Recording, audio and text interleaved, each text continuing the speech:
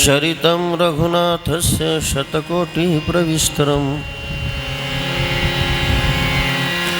एकैकमक्षरं पुंसां महापातकनाशनम्।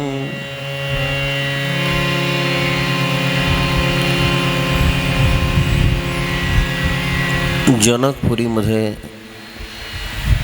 मर्यादा पुरुषोत्तम भगवान श्री प्रभू रामचंद्र यांनी शिवधनुष्याचा भंग केलेला आहे। आदिशक्ती सीता मातेनं स्वयंवराच्या निमित्तानं आपल्या हातात असलेली जी वरमाला आहे ती प्रभूच्या गळ्यात घातलेली आहे।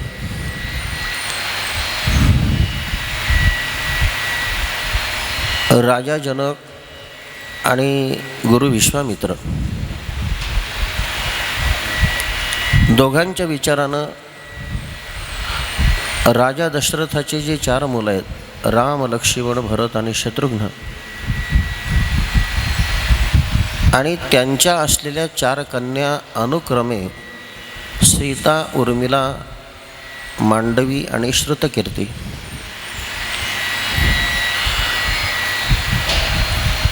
या 4घांचा विवाह व्हावा असं राजा जनक विश्वामित्रांच्या जवळ आपली मनीषा प्रकट करतोय। सीता मातेनं प्रभूला वरमाला घातलेलीच आहे स्वयंवराच्या निमित्तानं। उर्मिला लक्ष्मणाला द्यावी, मांडवी भरताला द्यावी आणि श्रुतकीर्ती शत्रुघ्नाला द्यावी अशी इच्छा प्रदर्शित केल्यानंतर राजा दशरथाला मूळ पाठवलं जातं। अयोध्येतली सगळी प्रजा घेऊन राजा दशरथ आपल्यात भरत आणि लक्ष्मणाला घेऊन जनकपुरीमध्ये येत आहेत। जनकाचा पुरोहित शतानंद आणि गुरु विश्वामित्रजी हे सूर्यवंशाचे कुलगुरू, हे दोघंही कुलगुरू एकत्रित बसून दोघंही वंशाची जी वंशावळी आहे ती वाचून दाखवत आहेत। कारण पूर्वी आपली मुलगी कोणत्या कुळात जाते, ते कुळ कसं आहे, ज्यांच्या कुळामध्ये आपली मुलगी नांदणार आहे त्या कुलाचा इतिहास काय आहे, जी मुलगी आपल्या घरामध्ये सून होऊन नांदायला येणार आहे तिच्या बापाचा इतिहास काय आहे, हे सगळं पडताळून बघितलं जात होतं। त्या अनुषंगानं हे दोघंही वंशाची वंशावळी दोघंही पुरोहितांनी वाचून दाखवली आणि या 4घही भावांचा त्या 4घही बहिणींशी सामूहिक विवाह मोठ्या आनंदानं पार पडला।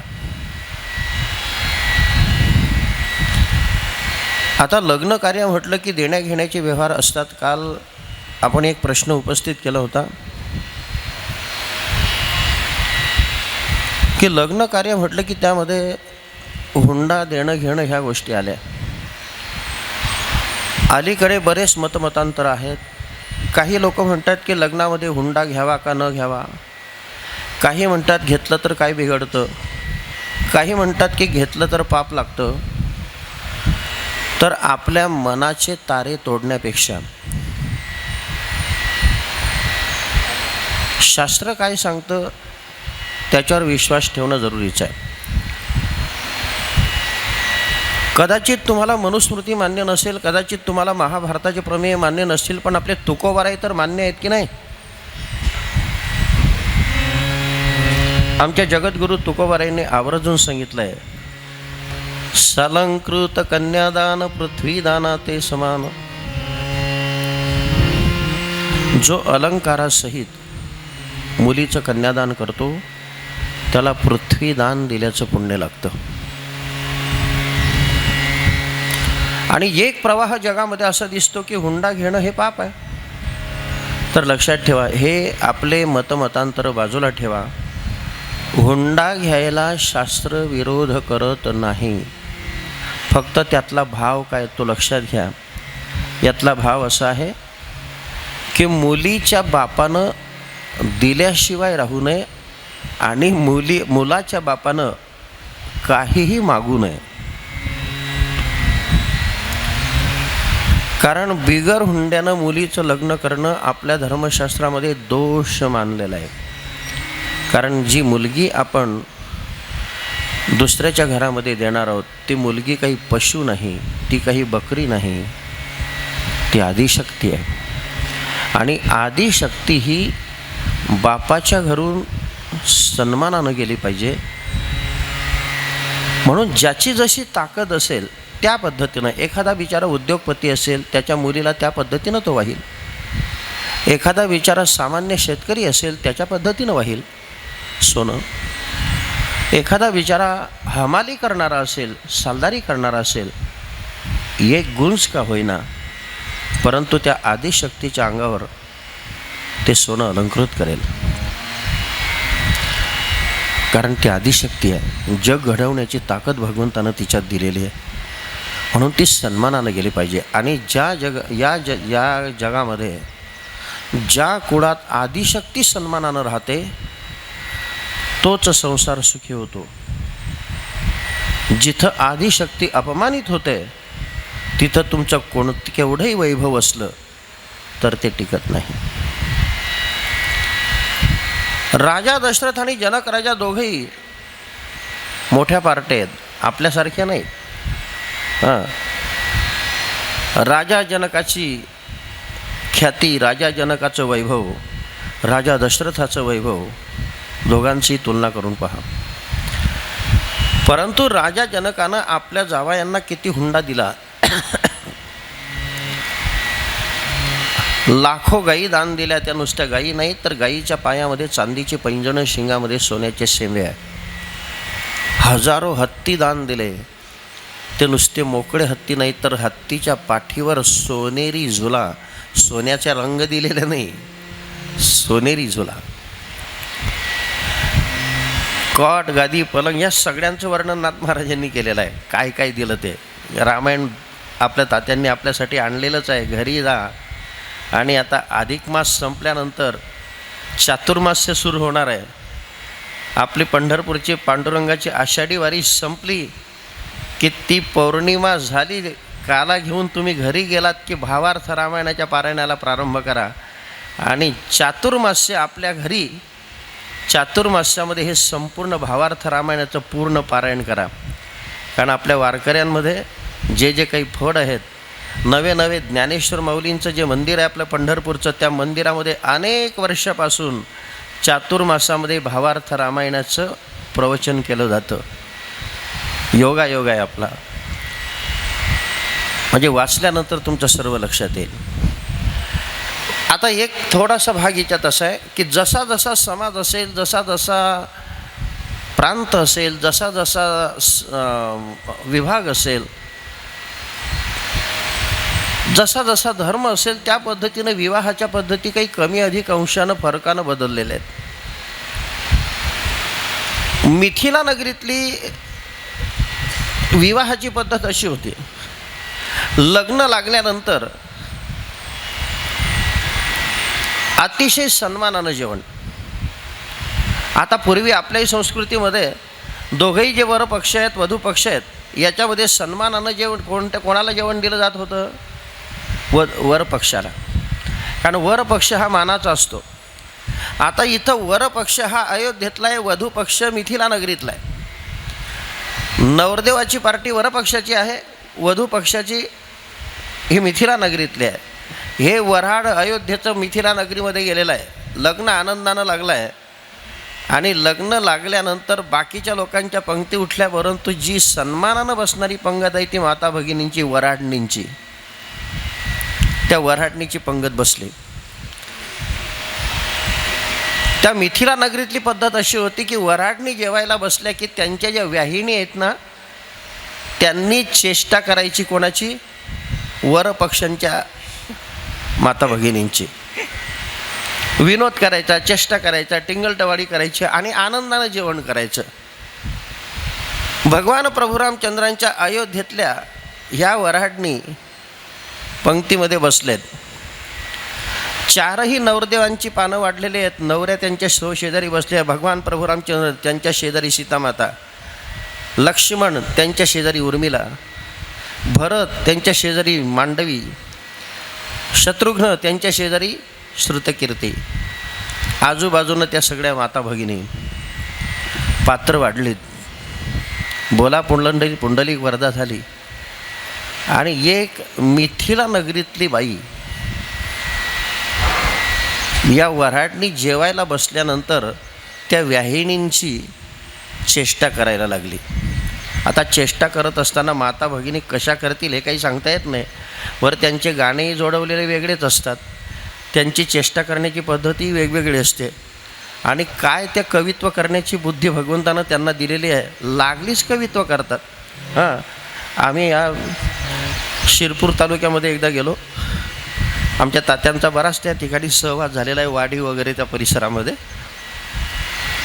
त्या माता भगिनी इतक्या हुशार असतात की जात्यावर ते पुरणपोळी करायची असते म्हणून ते जात्यावर दळायचं असतं, मांडे करायचे असतात म्हणून.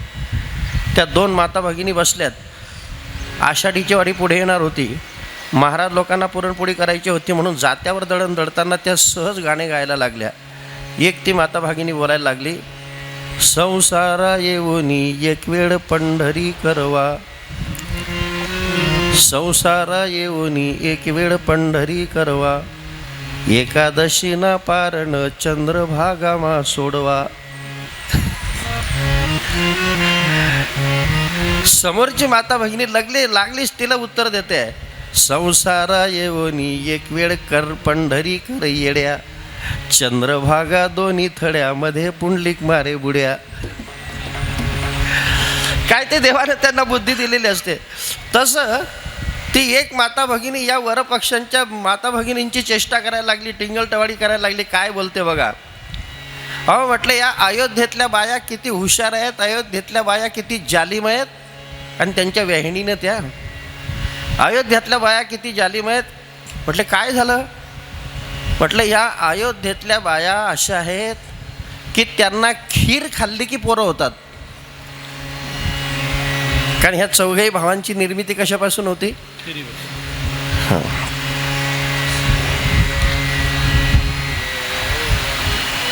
पहिली बाई म्हणायला लागली की हा राम काय भाग्यवान आहे, शिवधनुष्य तर रावणानं मोडलं परंतु सीता याला मिळाली. दुसरी म्हणायला लागली की अयोध्येतल्या बाया इतक्या जालिम आहेत की यांना खीर खाल्ली की पोरं होतात. हे माता भगिनींची टिंगलटवाडी त्या लक्ष्मणाला काही सहन झाली नाही. तो लक्ष्मण जेवता जेवता आहे तिथून उभा राहिला आणि त्या मिथिला नगरीतल्या बायांना काय बोलतोय पहा. अहो मिथिला नगरीतल्या बायांना ऐका, या अयोध्येतल्या बायांना पोरं होण्याकरता खीर तरी खावी लागते, परंतु मिथिला नगरीतल्या बाया एवढ्या हुशार आणि जालिम आहेत म्हटले की त्यांना जमीन फाटली की पोरी होतात. कारण सीता मातेची निर्मिती कुठून होती. असं हास्य विनोद करत करत त्यांचं आनंदानं जेवण झालं. आणि जेवण झाल्यानंतर आता राजा जनक आपल्या मुलींना आपला त्यांचा संसार सुखी व्हावा म्हणून काही प्रशिक्षण देत आहेत. आपल्या मुलीचा संसार उद्ध्वस्त होऊ नये एवढ्यासाठी मुलींना मायबापांनी काय शिकवलं पाहिजे. गोस्वामी तुलसीदासांची एक चौपाई, त्याच्यातलं एक पद जरी पाठ केलं तरी पुरे झालं. सासू ससुर गुरु सेवा करियो, सासू ससुर गुरु सेवा करियो, सासू ससुर गुरु सेवा करियो, सासू ससुर गुरु सेवा करियो. सीता माता, उर्मिला, मांडवी, श्रुतकीर्ती या चौघही मुलींना समोर बसून राजा जनक त्यांची पत्नी सुनैना कुशध्वज प्रशिक्षण देत आहेत की बाळांनो, आता तुम्ही सूर्यवंशस्थांच्या सुनाहून नांदायला जाणार आहात. तर तिथं गेल्यानंतर तुमची जबाबदारी आहे, तुमचे सासू सासरे उठण्याच्या अगोदर तुम्हाला उठायचं आहे, ते झोपल्यानंतर तुम्हाला झोपायचं आहे. आणि तिथे गेल्यानंतर सासूची सेवा करा, सासऱ्याची सेवा करा, सद्गुरूची सेवा करा, कुलगुरूंची सेवा करा, ब्राह्मणांची सेवा करा. एखादा माणूस प्रवासातून कंटाळून आलेला असेल त्याचं योग्य अशा पद्धतीनं आदरातिथ्य करा. तुमच्या दीराची सेवा करा. आणि नणंद जरी लवंगी मिरची असली तरी तिलाही दुखवू नका. आणि पतीच्या मनाचा रोख पाहून आचरण करा. तुमच्या संसारात विघ्न कधीच येणार नाही. असं प्रशिक्षण दिल्यानंतर आता राजा जनक तिघही आपल्या चौघही मुलींची विदाई करतायत. फारच सुंदर अशा प्रकारचा प्रसंग आहे. परंतु आता आपल्याला पुढं जायचं आहे. विदाई करत असताना राजा दशरथ, कुलगुरू वशिष्ठ महाराज समोर आहेत, पुढे चालत आहेत. विश्वामित्रजी आपल्या परमशिष्यांना घेऊन त्यांच्या पाठीमागे रथात बसून निघालेले आहेत.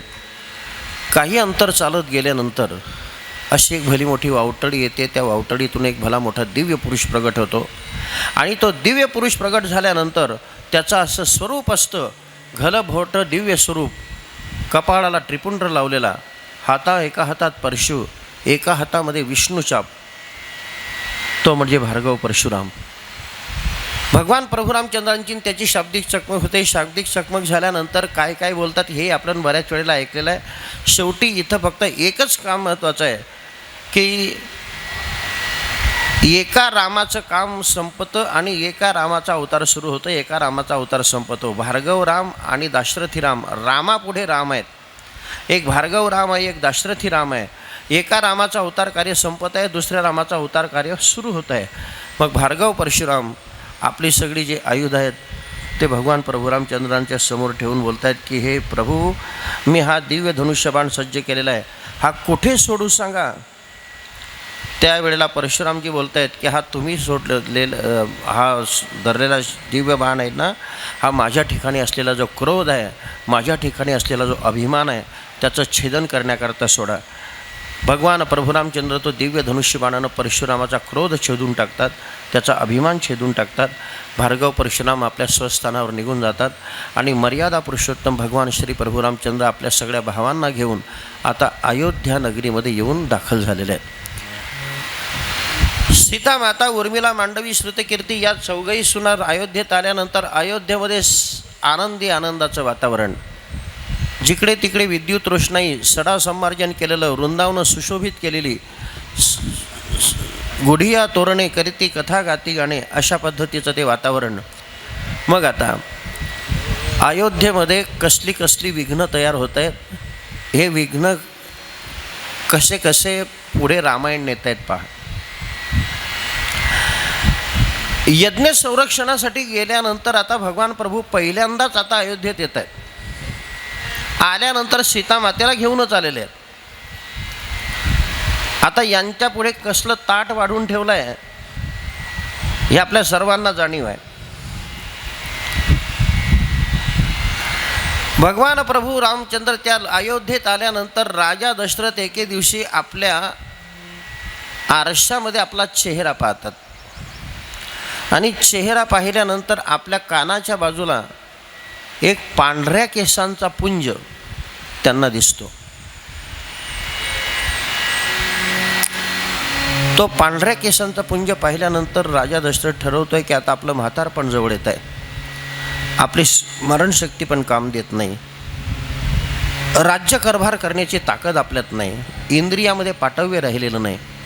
आता आपला राम युद्धकलेमध्ये निष्णात झालेला आहे, मल्लयुद्ध, घोडेस्वार या सगळ्या गोष्टीमध्ये तो पारंगत झालेला आहे. म्हणून आता हे राज्य रामाच्या स्वाधीन करावं असा विचार राजा दशरथाच्या मनात आला. मग ही आपल्या मनातली जी भावना आहे ती कुलगुरू वशिष्ठांच्या समोर प्रगट केली. कुलगुरू वशिष्ठांनाही खूप आनंद झाला. परंतु राजे दशरथ, सूर्यकुलातले राजे, हे लोकाभिराम राजे.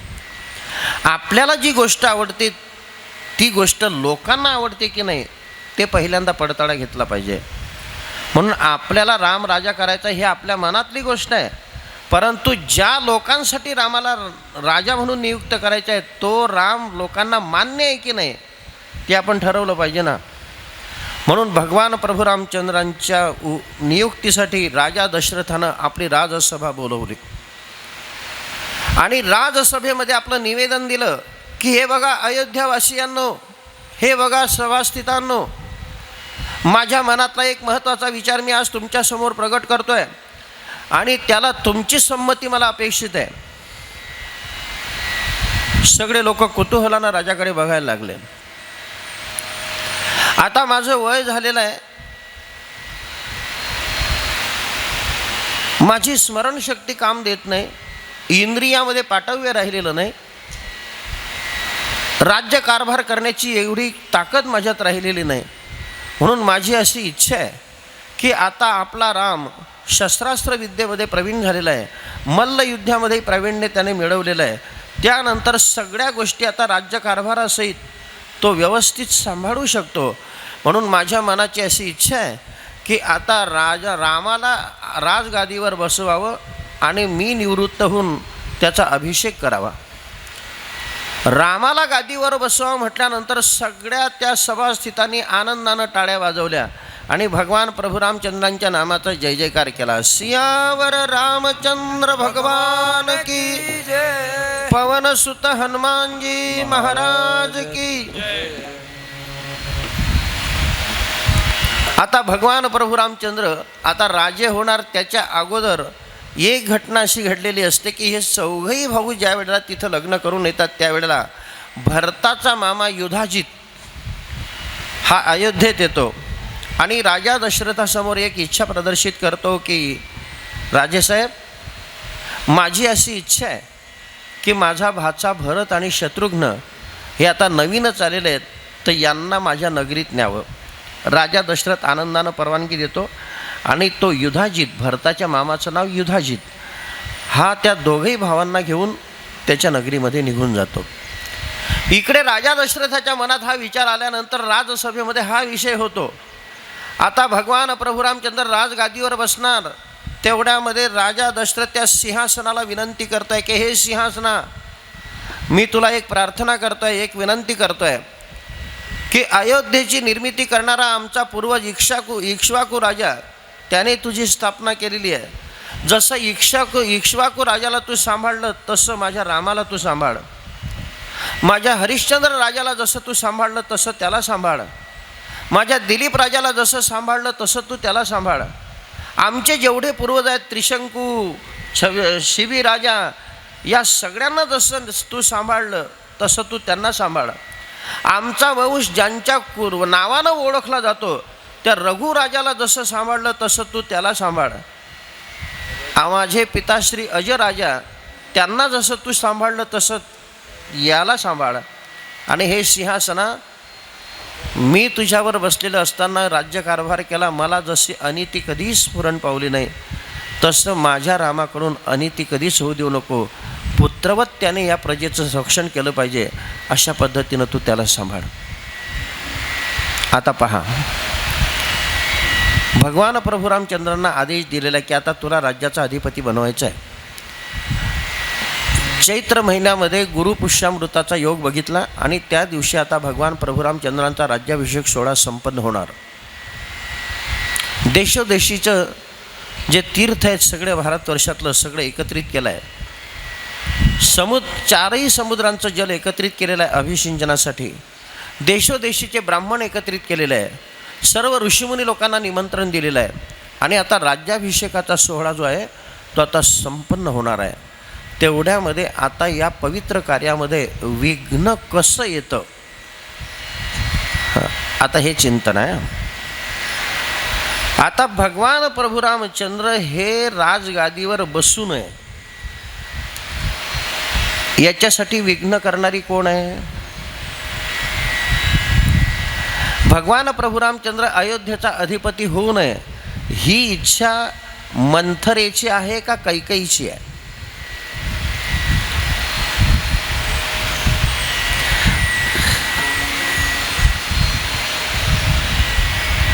भगवान प्रभू रामचंद्र अयोध्येचा अधिपती होऊ नये ही इच्छा कैकेयीची पण नाही आणि मंथरेची पण नाही. नाथ महाराज सांगता ही इच्छा आहे ते स्वर्गातले राहणारे कपटी देव त्यांची. म्हणून लक्षात ठेवा, संत हे जमिनीवर जरी राहत असते तरी त्यांचे विचार उच्च असतात आणि देव वर जरी राहत असते तरी त्यांचे विचार खालचे असतात. तो स्वर्गाचा अधिपती इंद्र, तो ब्रह्मदेव हा विचार करतोय की या महाविष्णूनं आपल्याला आश्वासन दिलेलं आहे, आपण रावणाच्या बंदिवासात आहोत, रावणाच्या बंदिवासातून तुमची मी सुटका करेन, लंकेत येऊन राजा रावणाशी युद्ध करेल आणि तुमची सुटका करेल. आता हा राम जर समजा अयोध्येच्या राजगादीवर बसला तर हा अयोध्येचं राज्य सांभाळणार. अयोध्येचं राज्य सांभाळत असताना हा कशाला लंकेत येतो? म्हणून लंकेत येण्यासाठी याला राजगादीवर बसू द्यायचं नाही, काहीतरी विघ्न केलं पाहिजे. मग विघ्न करण्याकरता ब्रह्मदेवानं युक्ती केली.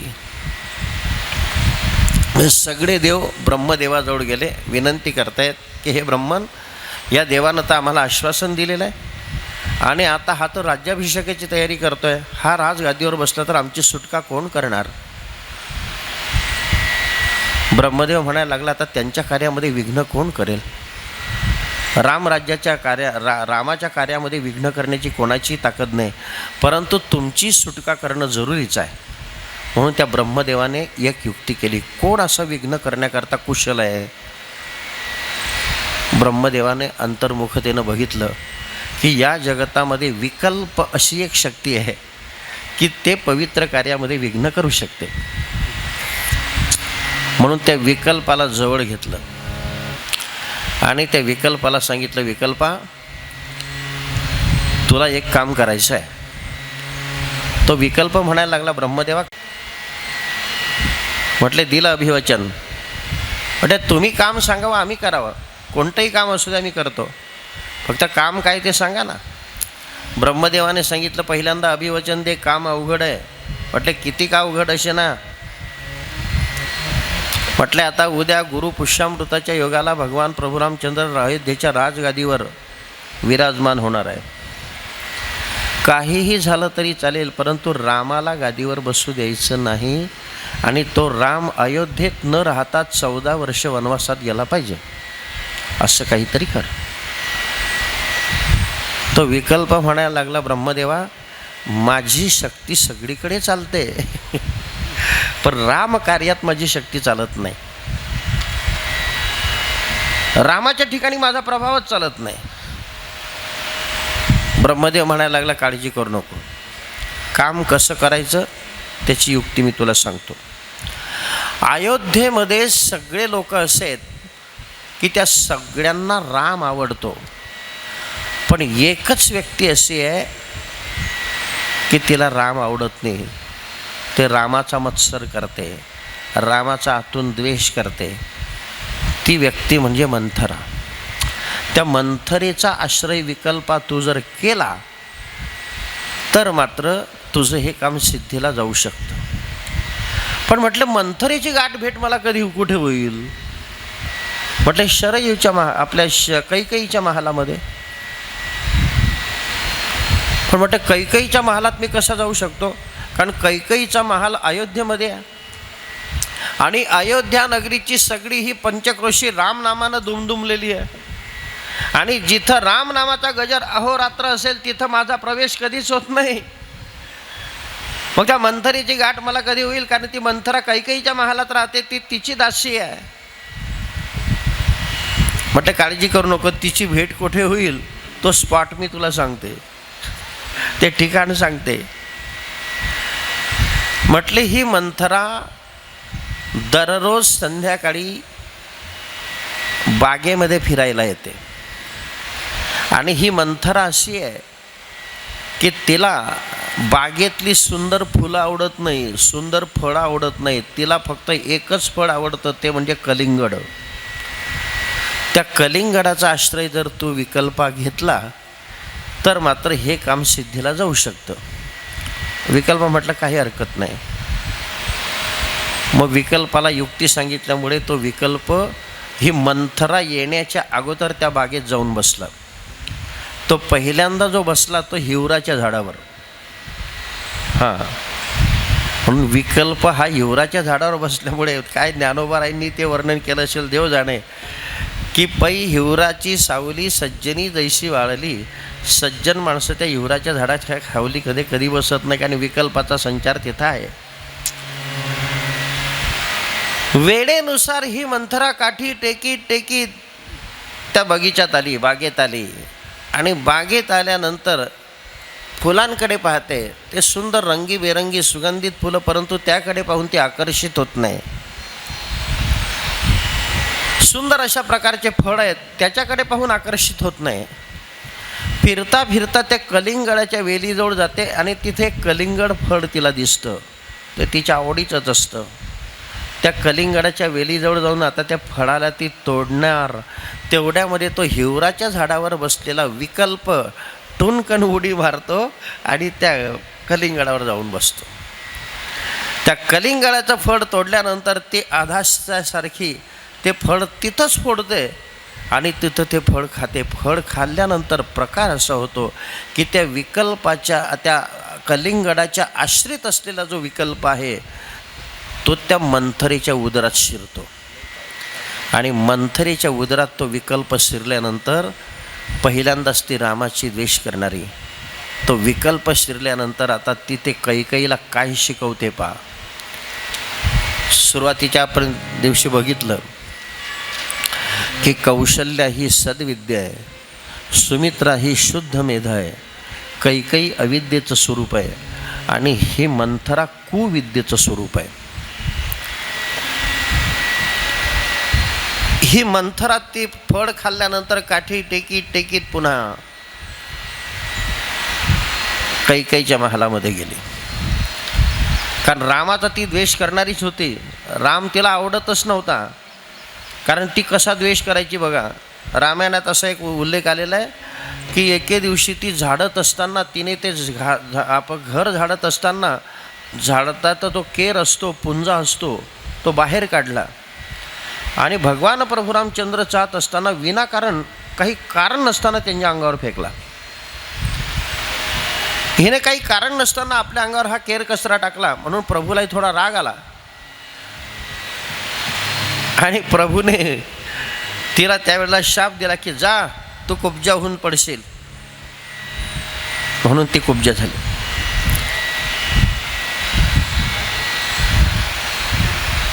तर ही जी मंथरा आहे ही मंथरा काठी टेकीत कैकेयीच्या महालामध्ये आल्यानंतर ती कैकेयी मंचकावर पडलेली होती का सिरियल पाहत होती तिचं तिला माहिती. जाता बरोबर ती कैकेयीला शिवी असडते, हे मूर्ख उठ, तुझ्यासारखी मूढमतीबाई तर मी कुठे बघितली नाही. म्हणजे काय झालं, ती कैकेयी थोडी विचारात पडली की आज एकाही शब्दानं मला कधी न दुखवणारी आज मला मूढ म्हणते, मूर्ख म्हणते, मूढमती म्हणते. काय झालं हिला? म्हटले मूर्ख नाही तर काय. म्हटले 15 दिवसापासून अयोध्येमध्ये काय राजकारण सुरू आहे माहिती आहे तुला? म्हटले काय झालं? अगं तुझ्या पोटी जन्माला आलेली 2 पोरं आहेत, भरत आणि शत्रुघ्न. त्या दोघंही पोरांना त्या राजा दशरथानं मामाच्या घरी पाठवून दिलेलं आहे आणि त्याच्या अनुपस्थितीमध्ये त्याने हा निर्णय घेतला आहे की कौशल्याचा मुलगा राम त्याला राजगादीवर बसवतोय. आता रामाला जर गादीवर बसवलं तर राजमातेचा बहुमान त्या कौशल्याला मिळेल आणि तुला मात्र आयुष्यभर तिची दासी होऊन वागावं लागेल. तो भरत जो आहे तो यांचा दास होऊन वागेल. माझा राम गादीवर बसणार.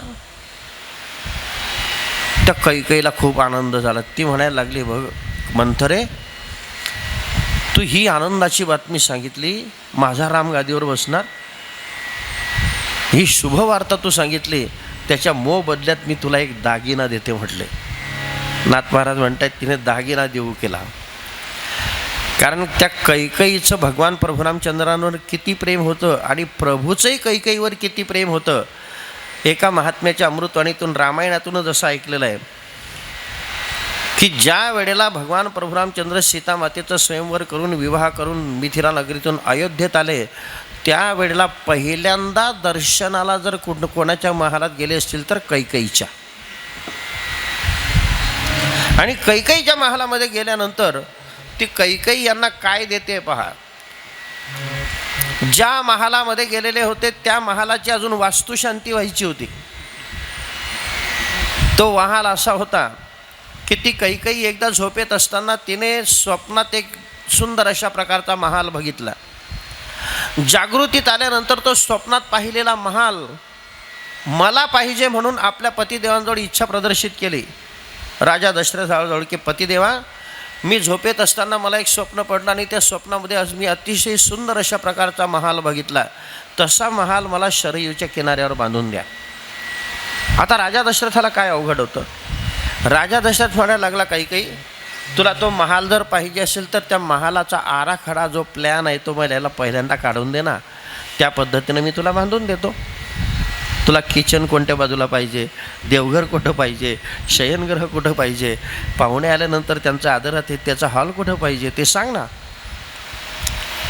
राजा दशरथानं विश्वकर्म्याला बोलवलं आणि विश्वकर्म्याच्या मदतीनं तिच्या मनात असेल, तिला अपेक्षित असेल तसा सुंदर अशा प्रकारचा महाल शरयूच्या किनाऱ्यावर बांधून दिला.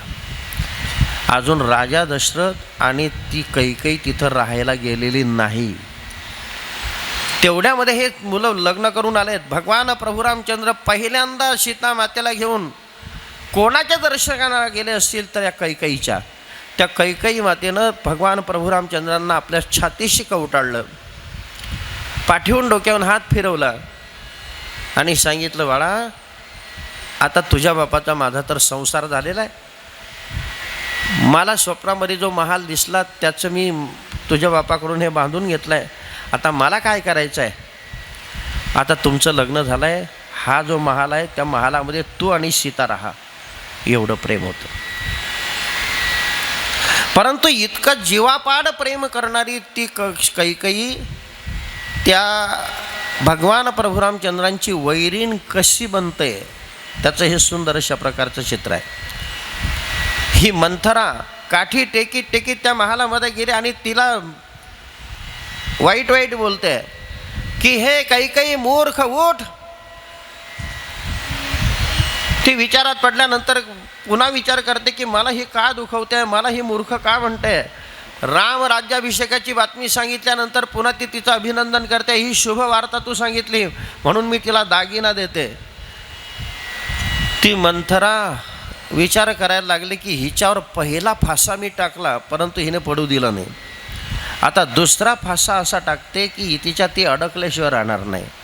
म्हणून तिने दुसरा प्रयोग असा केला. मंथरेनं ज्या महालामध्ये ती कैकेयी सोबत राहत होती त्या महालामध्ये ती आडवी पडली आणि आडवी पडल्यानंतर पडल्या पडल्या त्या कैकेयीला बोलते की हे कैकेयी, माझं जर तू नाही ऐकलं, कारण मी माझ्यासाठी बोलत नाही आहे, हे तुझ्या स्वार्थासाठी बोलते, तुझ्यासाठी बोलते, कारण भरत तुझा मुलगा आहे, हे तुझ्या हिताची गोष्ट मी तुला सांगते. माझं जर नाही ऐकलं तर मी प्राण त्याग करेल, जीव देऊन टाकेल. जीव देऊन टाकेल म्हटल्याबरोबर ती कैकेयी घाबरली. का घाबरली तर जसं या कैकेयीचं प्रेम प्रभू रामचंद्रांवर होतं तेवढंच प्रेम मंथरेवरही होतं. मंथरेवर का प्रेम होतं तर ही कैकेयीनं मंथरेला, म्हणजे मंथरा ही जी वस्तू आहे ही माहेरून आणलेली होती आणि माहेरून आणलेल्या वस्तूवर माता भगिनींचं किती प्रेम असतं हे काही वेगळं सांगायचं आहे का. तुम्ही बघा ना, घरोघरच्या गोष्टी आहे. अरे लग्नाच्या वाढदिवसाला पतिदेवांनी किती जरी भारी साडी आणली तरी ती नापास केली जाते. जर लव हंडर आणला तर मला हरा पाहिजे, हरा आणला तर मला पिला पाहिजे, पिला आणला तर मला राखी पाहिजे. म्हणजे किती भारी साडी आणली तर कलरसाठी ते नापास केली जाते. आणि भावाच्या घरून साडीच काय, परंतु आमच्या खानदेशी भाषेत जर बोलायचं झालं, हादरनं जरी आणलं, हादरनं कळतं ना, हे स्वयंपाक करत असताना जे भांडी उतरवायला जे लागतात कपडे मळलेले, तसं जरी आणलं किंवा गुळाच्या भेलीला लपेटलेलं तरड जरी आणलं तरी सगळ्या वाड्यामध्ये तिची जाहिरात चालू राहते, माझ्या भावानं आणलं, माझ्या भावानं आणलं, कारण माहेरून आणलेली वस्तू असते ती. तशी ही मंथरा कैकेयीनं माहेरून आणलेली वस्तू होती म्हणून तिच्यावर तिचं प्रेम. कशी आणली तर ज्या वेळेला कैकेयीचं आणि राजा दशरथाचं लग्न झालं त्यावेळेला तो कैकाय नरेश त्या कैकेयीला बोलतोय, बाळा तू आता जाणार, तुला काय देऊ मी सांग, तुझ्या संसारात काय कमी आहे. त्यावेळेला ते कैकेयी म्हणते, बाबा माझ्या संसारात काय कमी आहे, माझा नवरा एवढा पराक्रमी आणि वैभवशाली आहे, की इंद्राचं वैभवही त्याच्या वैभवापुढे फिका आहे, मला काहीच नको. नाही म्हटले काहीतरी माग. मग बापाची इच्छा राखण्यासाठी त्या कैकेयीनं एक वस्तू मागितली की बाबा मला तुझ्या नगरीतली धनसंपत्ती नको, तुझी कुठली प्रतिष्ठा नको, पण तुझी इच्छा आहे म्हणून मला एक वस्तू दे. म्हटले कोणती? जिने मला लहानपणापासून आईसारखं सांभाळलं, जिने लहानपणापासून मला लेकीप्रमाणे सांभाळलं, आईसारखं प्रेम दिलं, त्या मंथरेला मला माझ्यासोबत देऊन टाक. ही मंथरा जर माझ्यासोबत तिथं अयोध्येत आली तर मला सासर जरी असलं तरी ते माहेरसारखं वाटेल. म्हटले घेऊन जा तिला. म्हणून त्या मंथरेला घेऊन ते अयोध्येत आली होती. तिच्यावर तिचं खूप प्रेम. मग ही जीव देऊन टाकेन म्हटल्यानंतर ती काही घाबरली आणि घाबरल्यानंतर तिने तिचे दोघंही हात पकडले आणि तिला अशी उठून उभी केली. उठून उभी करता बरोबर तिच्या अंगाशी आलिंगन घेतलं. आलिंगन घेतल्यानंतर प्रकार असा झाला की दोघांचं मिलन होता बरोबर हिच्या हृदयामध्ये असलेला जो विकल्प आहे, हिच्या उदरामध्ये असलेला जो विकल्प आहे, ते आलिंगन देता बरोबर या कैकेयीच्या उदरामध्ये शिरला. आणि कैकेयीच्या उदरामध्ये तो विकल्प शिरताबरोबर प्रकार असा झाला की आतापर्यंत मंथरा जे चाळे करत होती त्याच्याही पेक्षा कैकेयी करायला लागली. म्हणजे सांगण्याचं तात्पर्य की दुष्टाचा प्रभाव किती असतो. दुष्टांची संगती क्षणभर जरी लाभली तरी माणसाचं जीवन मातीमोल कसं होतं नाथ महाराज सांगतायत. खडांची संगती उपयोगासी रे, खडांची संगती उपयोगासी रे, खडांची संगती उपयोगासी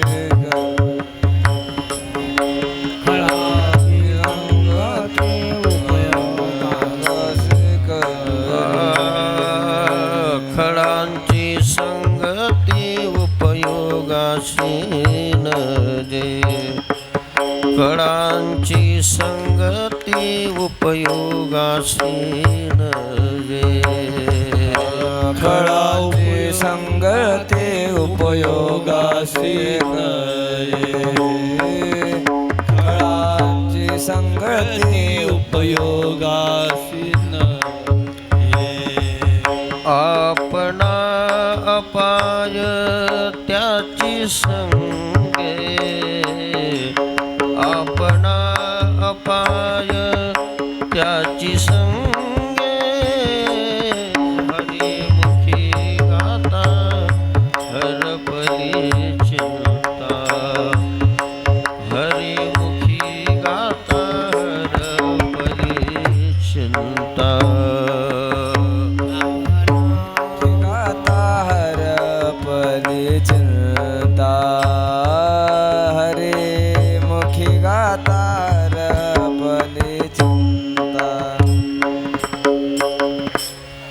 सियावर रामचंद्र भगवान की, पवन सुत हनुमान जी महाराज की. मग तो विकल्पाचा संचार त्या कैकेयीच्या अंतःकरणात होता बरोबर.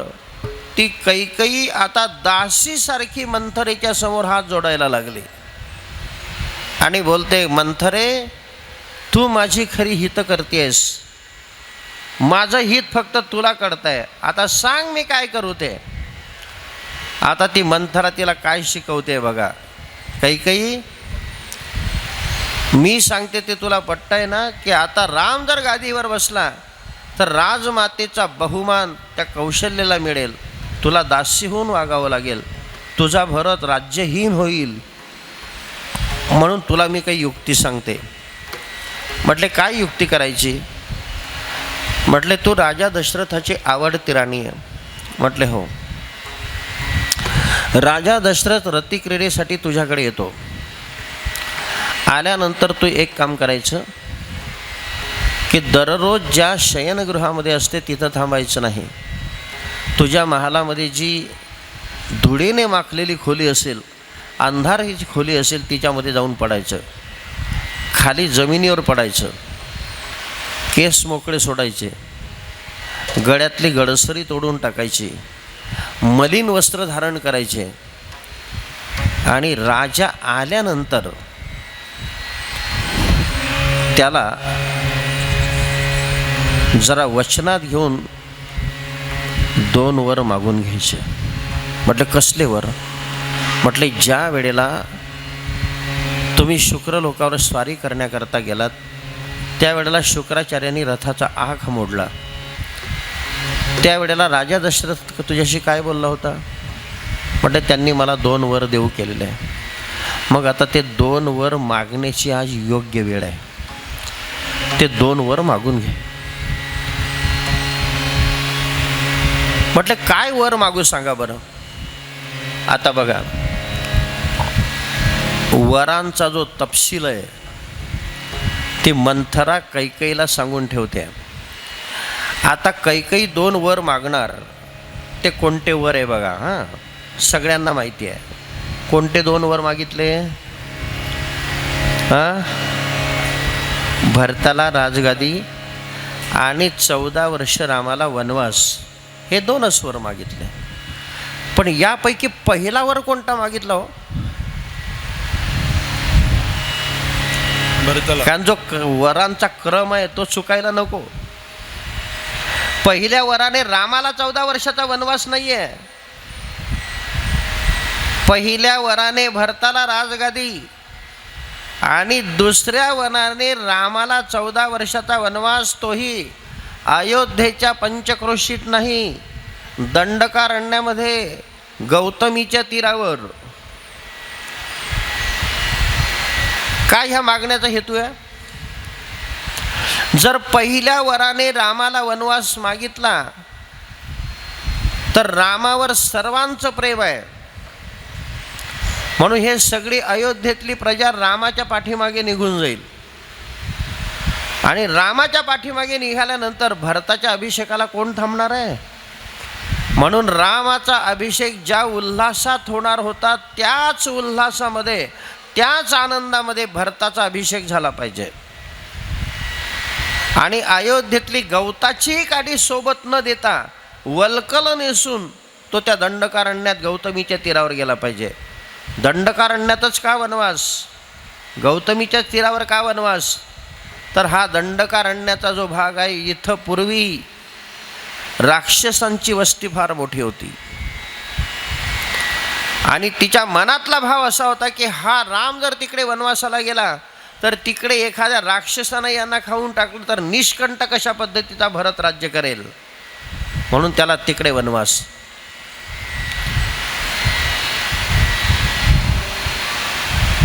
त्या मंथरा कैकेयीला तसं शिकवून ठेवते. आता उद्या भगवान प्रभू रामचंद्र राजगादीवर बसणार, त्याच्या आदल्या दिवशी अयोध्येत काय घडत आहे पहा. शिकवल्याप्रमाणे संध्याकाळ सूर्यास्त होत आहे, ती कैकेयी आपल्या अंधारा खोलीमध्ये जाऊन पडते. मध्यरात्रीच्या वेळेला राजा दशरथ त्या महालामध्ये प्रवेश करतो. कैकेयी मंचकावर दिसत नाही आहे. आपल्या ज्या दास आहेत त्यांना विचारतायत कैकेयी कुठे आहे? राजाला पाहून त्या घाबरतात, थरथर कापतायत, घाबरत आहेत. राजासमोर बोलायची छाती नाही, हिंमत नाही. कैकेयी कुठे आहे म्हणता बरोबर त्या अंगुली निर्देश करतात, फक्त बोटानं खुणावतायत, कैकेयी इकडे आहे, कैकेयी इकडे आहे. जिथं कैकेयी जमिनीवर पडलेली होती तिथं राजा दशरथ जात आहेत. खोलीमध्ये उजेड नाही, धुळीने माखलेली खोली आहे, विचित्र अवस्थेमध्ये ही पडलेली आहे. केस मोकळे सोडलेले आहेत, गळ्यातली गडसरी तुटून पडलेली आहे, खाली तोंड खुपसून ही पडलेली आहे. राजा दशरथ तिच्याजवळ जातो आणि बोलतो, कैकेयी, हे प्रिये. कैकेयी म्हटल्यानंतर ते कैकेयी कुठे बोलते? हे कैकेयी, काय झालं सांग ना. ती बोलायला तयार नाही. राजा दशरथ बोलतायत, हे कैकेयी सांग, तुझ्याकडे कोणी वाईट नजरेनं बघितलं असेल तर त्याचा डोळा फोडून टाकेल, तुझ्यावर कोणी बोट उगारला असेल त्याचं बोट तोडून टाकेल, कोणी हात उगारला असेल तर त्याचा हात मोडून टाकेल, ज्याने कोणी तुम्ही शब्दानं दुखवलं असेल त्याला देहांत प्रायश्चित्ताची शिक्षा देईल. सांग तुला कोण काय बोललं ते. ती बोलायला तयार नाही. राजा दशरथ खाली बसतो तिच्या पाठीहून डोक्यावरून हात फिरवतो. पाठीहून डोक्यावरून हात फिरवता बरोबर ते राजाचा हात झिटकारून बाहेर फेकून देते आणि फेकल्यानंतर बोलते, राजेसाहेब माझ्या अंगाला हात लावायचा नाही.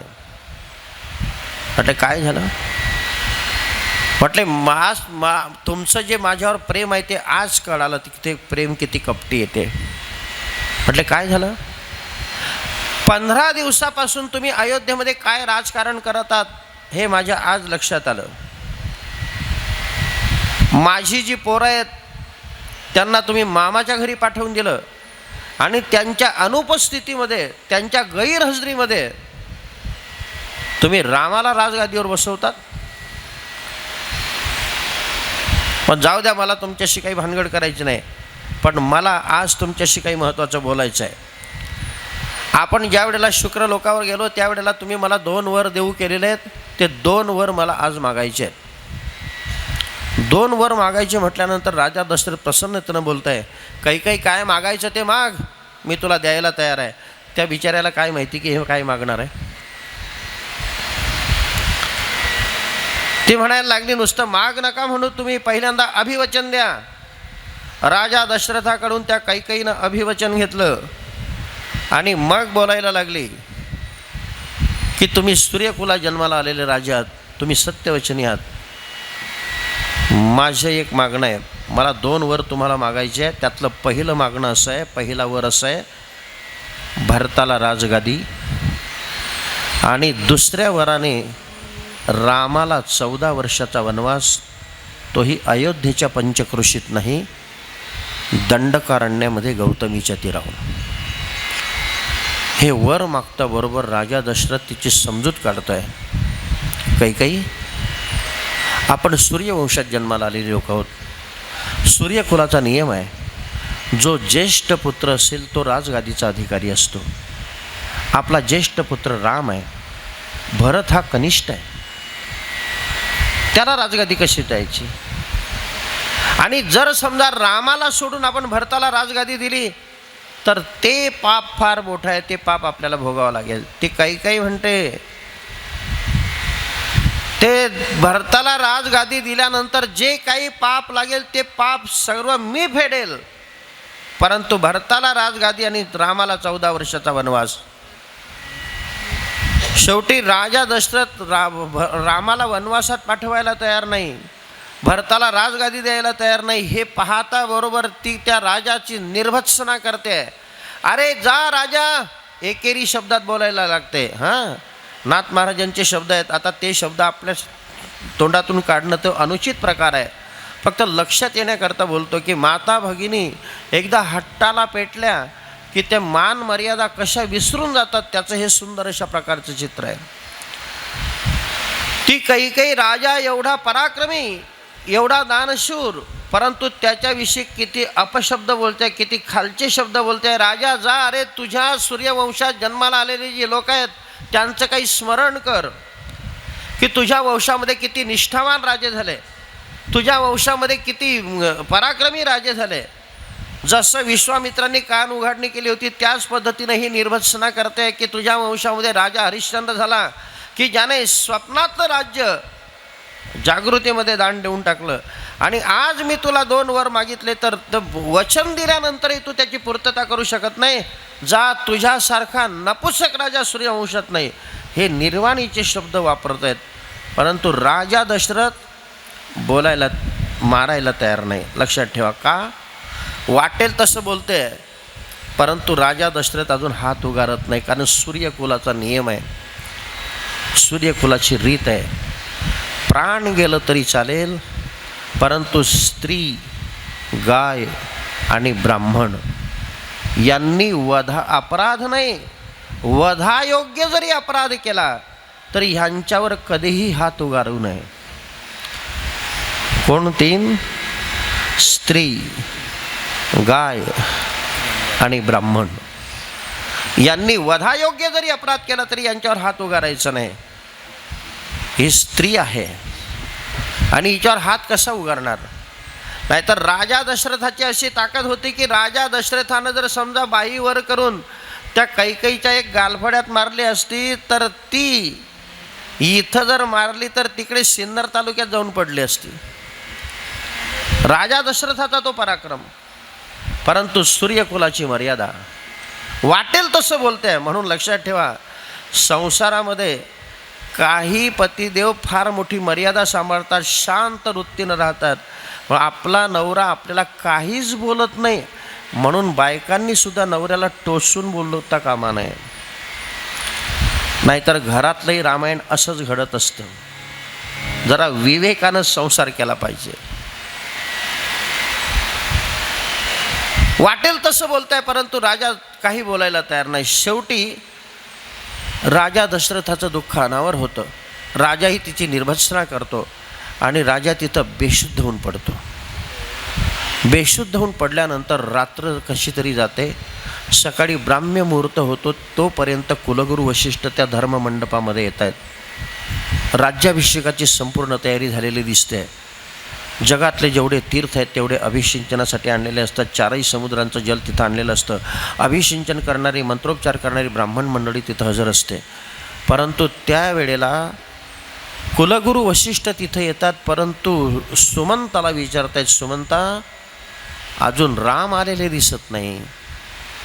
ब्राह्मणापासून तर अंत्यजापर्यंत जेवढे आपल्या जाती आहेत तेवढे सगळे लोक रामासाठी रडतायत. त्यांचा वियोग त्यांना सहन होत नाही. ज्या वेळेला भगवान प्रभू रामचंद्र जातात त्यावेळेला लोकांना त्यांचा वियोग सहन होत नाही, हे द्या सोडून. परंतु नाथ महाराज अशी एक ओवी देत आहेत.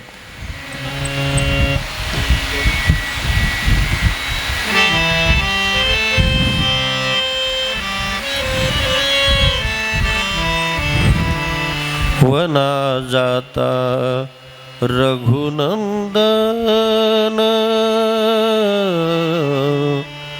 गायींचे गळते लोचन. वना जाता रघुनंदन गायींचे गळती लोचन. अश्वगज करीती रुदन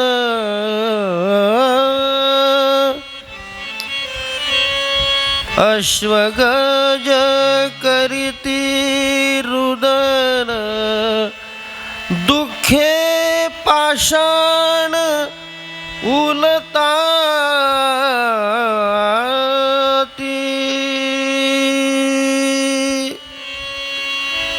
भगवान प्रभू रामचंद्र वनवासाला निघाले. त्यावेळेला लहान लेकरं स्तनपान करेनात. वारा जागच्या जागी स्तंभित झालाय. भुई दाटून आलेली आहे. झाडाची पानं हालणार नाही अशी शांत परिस्थिती निर्माण झाली आहे. गायी रडतायत, हत्तीसारखे प्राणी रडतायत आणि दुःख एवढं आहे की दगडांनाही दगडही उलतील अशा पद्धतीचं ते दुःख आहे.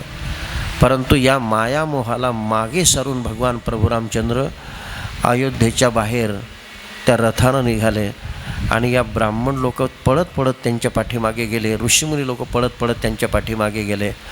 पहिल्या दिवशी भगवान प्रभू रामचंद्रांचा जो मुक्काम आहे तो अयोध्येपासून साधारणतः 6 कोस अंतरावर तमसा नदी आहे. त्या तमसा नदीच्या तीरावर होतो. त्या अयोध्येतली जी ब्रह्मरुंद मंडळी आहे ते प्रभूला सोडून आता परत जायला तयार नाही. प्रभू विचार करतायत, ही लोक जर माझ्यासोबत आली तर माझं वनवासाचं व्रत कसं पूर्ण होणार. म्हणून रात्रभर ते राहिलेत. आणि नाथ महाराज असं लिहित आहेत की ती ब्रह्मरुंद मंडळी, ते अयोध्येतली मंडळी झोपेत असतानाच भल्या मोठ्या पहाटे भगवान प्रभू रामचंद्र उठलेत आणि तमसा नदी पार करून आता पलीकडे निघून गेलेत.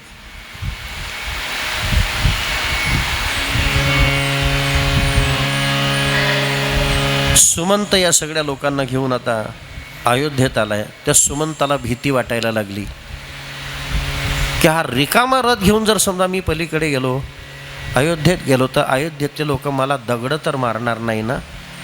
बिचारा आपला उपरण्याचा बोडा तोंडात खुसतो आणि कसा तरी अयोध्येत परत येतो. आता अयोध्येत काय घटना घडतात ते आपण पुढे बघूया. आता भगवान प्रभू रामचंद्र पलीकडे जात आहेत. पलीकडे गेल्यानंतर गंगेचा किनारा लागतो. त्या गंगेच्या किनाऱ्यावर गुहकाची नगरी लागते.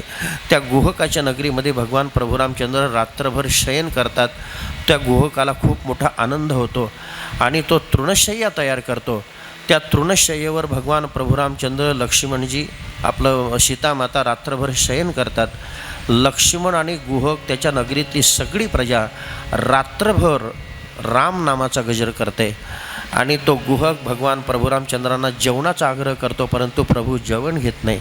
दूध पिण्याचा आग्रह करतायत, परंतु प्रभू दूध घेत नाही.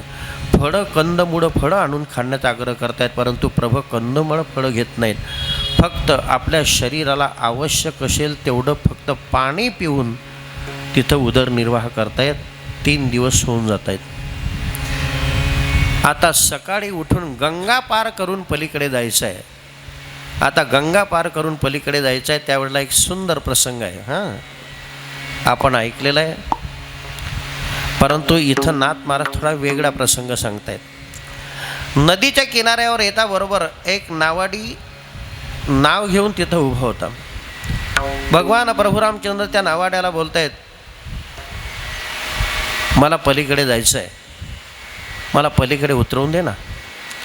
तो नावाडी म्हणायला लागला, काही हरकत नाही, पलीकडे चला. त्या नावाड्यानं त्या भगवान प्रभू रामचंद्रांना, सीतामातेला आणि लक्ष्मणाला नावेमध्ये बसवलं आणि आता पलीकडे नेणार तेवढ्यामध्ये त्या नावाड्याची आई आवेशात बोलायला लागली, हे राम, अरे आमच्या नावेत बसून काय आमचा घात करतो काय?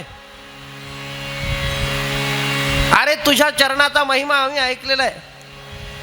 तुझ्या चरणाचा रजकण ज्या वस्तूला लागतो, ते दगड असो का काही असो, त्याची स्त्री बनते. अहिल्याचा उद्धार तिने ऐकला होता. या एका नावेमध्येच आमचं उदरनिर्वाहाचं साधन आहे, ही एक नाव. आणि तुझे रजकण जर या नावेला लागले तर हिची जर स्त्री बनली तर पहिल्यांदाच आम्हाला रेशनवर काही भेटत नाही आहे. म्हणून तुझे चरण धुतल्याशिवाय मी तुला नावेत बसू देणार नाही. तिच्या ओव्या किती सुंदर आहे पहा, नाथ महाराज लिहित आहेत.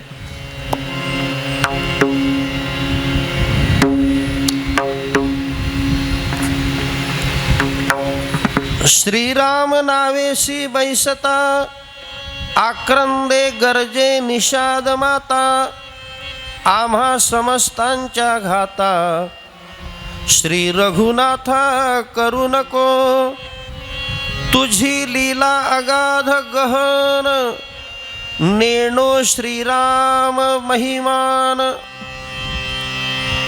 शरणी उद्धरिले पाषाण, जडतारण श्रीराम, नावेवरी आमुचे जिणे, ते उद्धरेल तुझे निचरणे, मग आम्ही काय करणे, येणे जाणे खुंटणे, ऐसे अगाध तुझे चरण,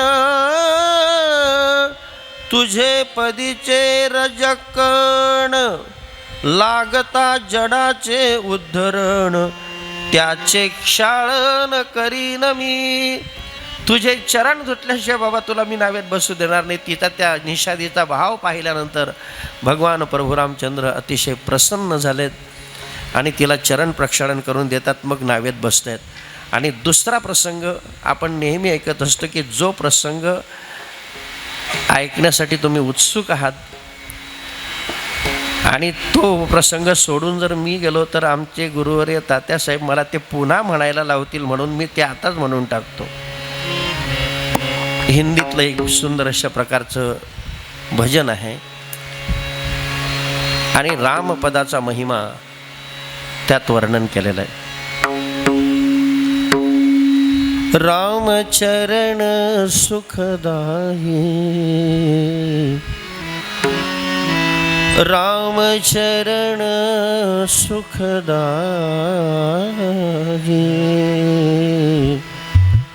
भज मन रामचरण सुखदायी, भज मन रामचरण सुख सुखदायी भज मन राम चरण सुखदाय भज मन राम चरण सुखदाय भज मन राम चरण सुखदायी भज मन राम चरण सुखदायी भज मन राम चरण सुखदायी भज मन राम चरण सुखदायी भज मन राम चरण सुखदाय भज मन राम चरण सुखदाय सभी ध्यान से सुने। इस भजन में भगवान श्री प्रभु रामचंद्र इनके चरणों की महिमा गाई है। जिहि चरणन से निकसी सुरसरी शंकर जटा समाई जिहि चरणन से निकसी सुरसरी शंकर जटा समाई जटा शंकरी नाम परो है जटा शंकरी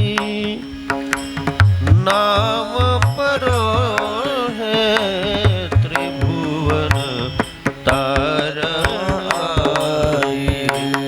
भज मन राम चरण सुखदाई भज मन राम चरण सुखदाई भज मन राम चरण सुखदाय भज मन राम चरण सुखदाय जिहि चरणन की चरण पादुका भरत रहो लीवनाही जिहि चरणन की चरण पादुका भरत रहो लीवनाही सोहि चरण केवट धोई लीनो सोहि चरण केवट धोई लीनो प्रभु हरि नाम चढ़ाई भज मन राम चरण सुखदाई भज मन राम चरण सुखदाई भज मन राम चरण सुखदाय भज मन राम चरण सुखदाय सभी ध्यान से सुने। बड़ा सुंदर प्रसंग है। मर्यादा पुरुषोत्तम भगवान श्री प्रभु रामचंद्र जानकी माता और लक्ष्मण भैया वनवास में चले गए। रास्ते में नदी पार करनी थी। एक केवट यानी नावाड़ी अपनी नाव लिए नदी के किनारे खड़ा था। केवट ने प्रभु को देखा, मन में सोचने लगा, आज मेरे प्रभु मुझे मिलने वाले हैं, मुझे प्रभु का सेवा का अवसर मिलेगा और मेरे जन्म जन्म के पाप धो जाएंगे। प्रभु नजदीक आए, केवट को बोले, केवट मुझे उस पार उतार दो। केवट बोलने लगा, प्रभु मैं आपका दास हूँ, आपका सेवक हूँ, आप जैसे बोलोगे वैसा ही होगा, लेकिन छोटी सी शर्त है मेरी। प्रभु बोले, क्या शर्त है बताओ। बोले, पहले अनुमति दे। प्रभु ने अनुमति दे दी। केवट अपनी शर्त बताने लगा, प्रभु मेरी शर्त ऐसी है, आपके चरण पथारे बिना, यानी आपके चरण धोए बिना मैं आपको नाव में नहीं बिठाऊंगा। प्रभु बोले, ऐसा क्यों? चरण धोने का क्या कारण है? केवट बोलने लगा, प्रभु चरण धोने का कारण ऐसा है, मैंने सुना है आपके चरण किसी पत्थर को लग गए तो पत्थर ने नारी का रूप ले लिया। प्रभु मैं बड़ा गरीब आदमी हूँ, मेरे पास एक ही नाव है बस, और ये भी मेरा जीविता का सहारा है। आपके चरण इस नाव को लग गए और इसको भी कुछ हो गया तो बड़ी मुश्किल हो जाएगी। केवट का बोलना प्रभु ने मान लिया, अनुमति दे दी। केवट ने अपने चरण भक्ति भाव से प्रभु के चरण पथारे, नाव में बिठाया और ले चला उस पर। राम चरण सुखदाई भज मन, राम चरण सुखदाई भज मन, राम चरण सुखदाई भज मन, राम चरण सुखदाई भज मन, राम चरण सुख। उतार दिया उस पर। प्रभु सोचने लगे, ये तो केवट का काम है, उनका व्यवसाय है, उनको तो मजदूरी देनी ही चाहिए। लेकिन बनवासी राम, उनके पास मजदूरी देने के लिए है ही क्या? प्रभु ने सीता माते को इशारा किया। सीता माते ने अपनी एक मुद्रिका उतार के केवट को दे दी। केवट ने मना कर दिया। प्रभु बोले, केवट आपका काम है, आपका व्यवसाय है, आपको तो मजदूरी लेनी ही पड़ेगी। केवट बोलने लगा, प्रभु मैं आपके पास से मजदूरी नहीं लेना चाहता हूँ। बोले क्यों? बोले उससे भी बड़ा एक कारण है। बोले क्या कारण है बताओ? बोले मजदूरी न लेने का कारण ऐसा है, मैंने सुना है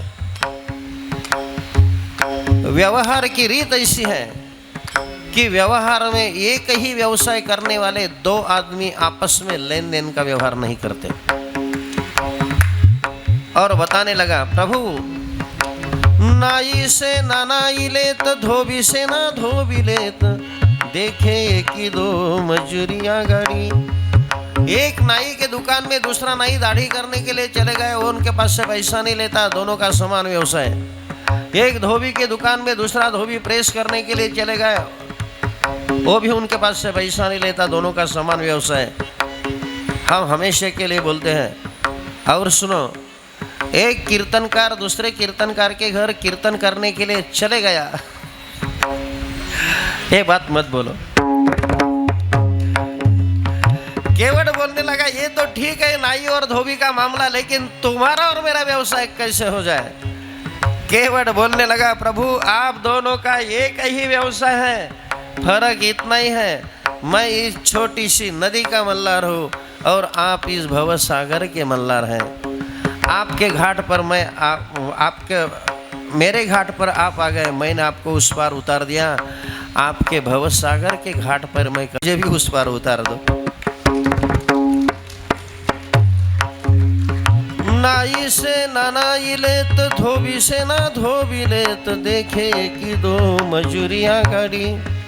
प्रभु आए मोरे घाट तो पार मैंने उतार दिए। प्रभु आए मोरे घाट तो पार मैंने उतार दिए। जब आऊंगा मैं तोरे घाट तो पार वही उतारियो। जब आऊंगा मैं तोरे घाट तो पार मोही उतारियो। राम चरण सुखदाई भज मन, राम चरण सुखदाई भज मन, राम चरण सुखदाई भज मन, राम चरण सुखदाई। भज मन राम चरण सुखदायी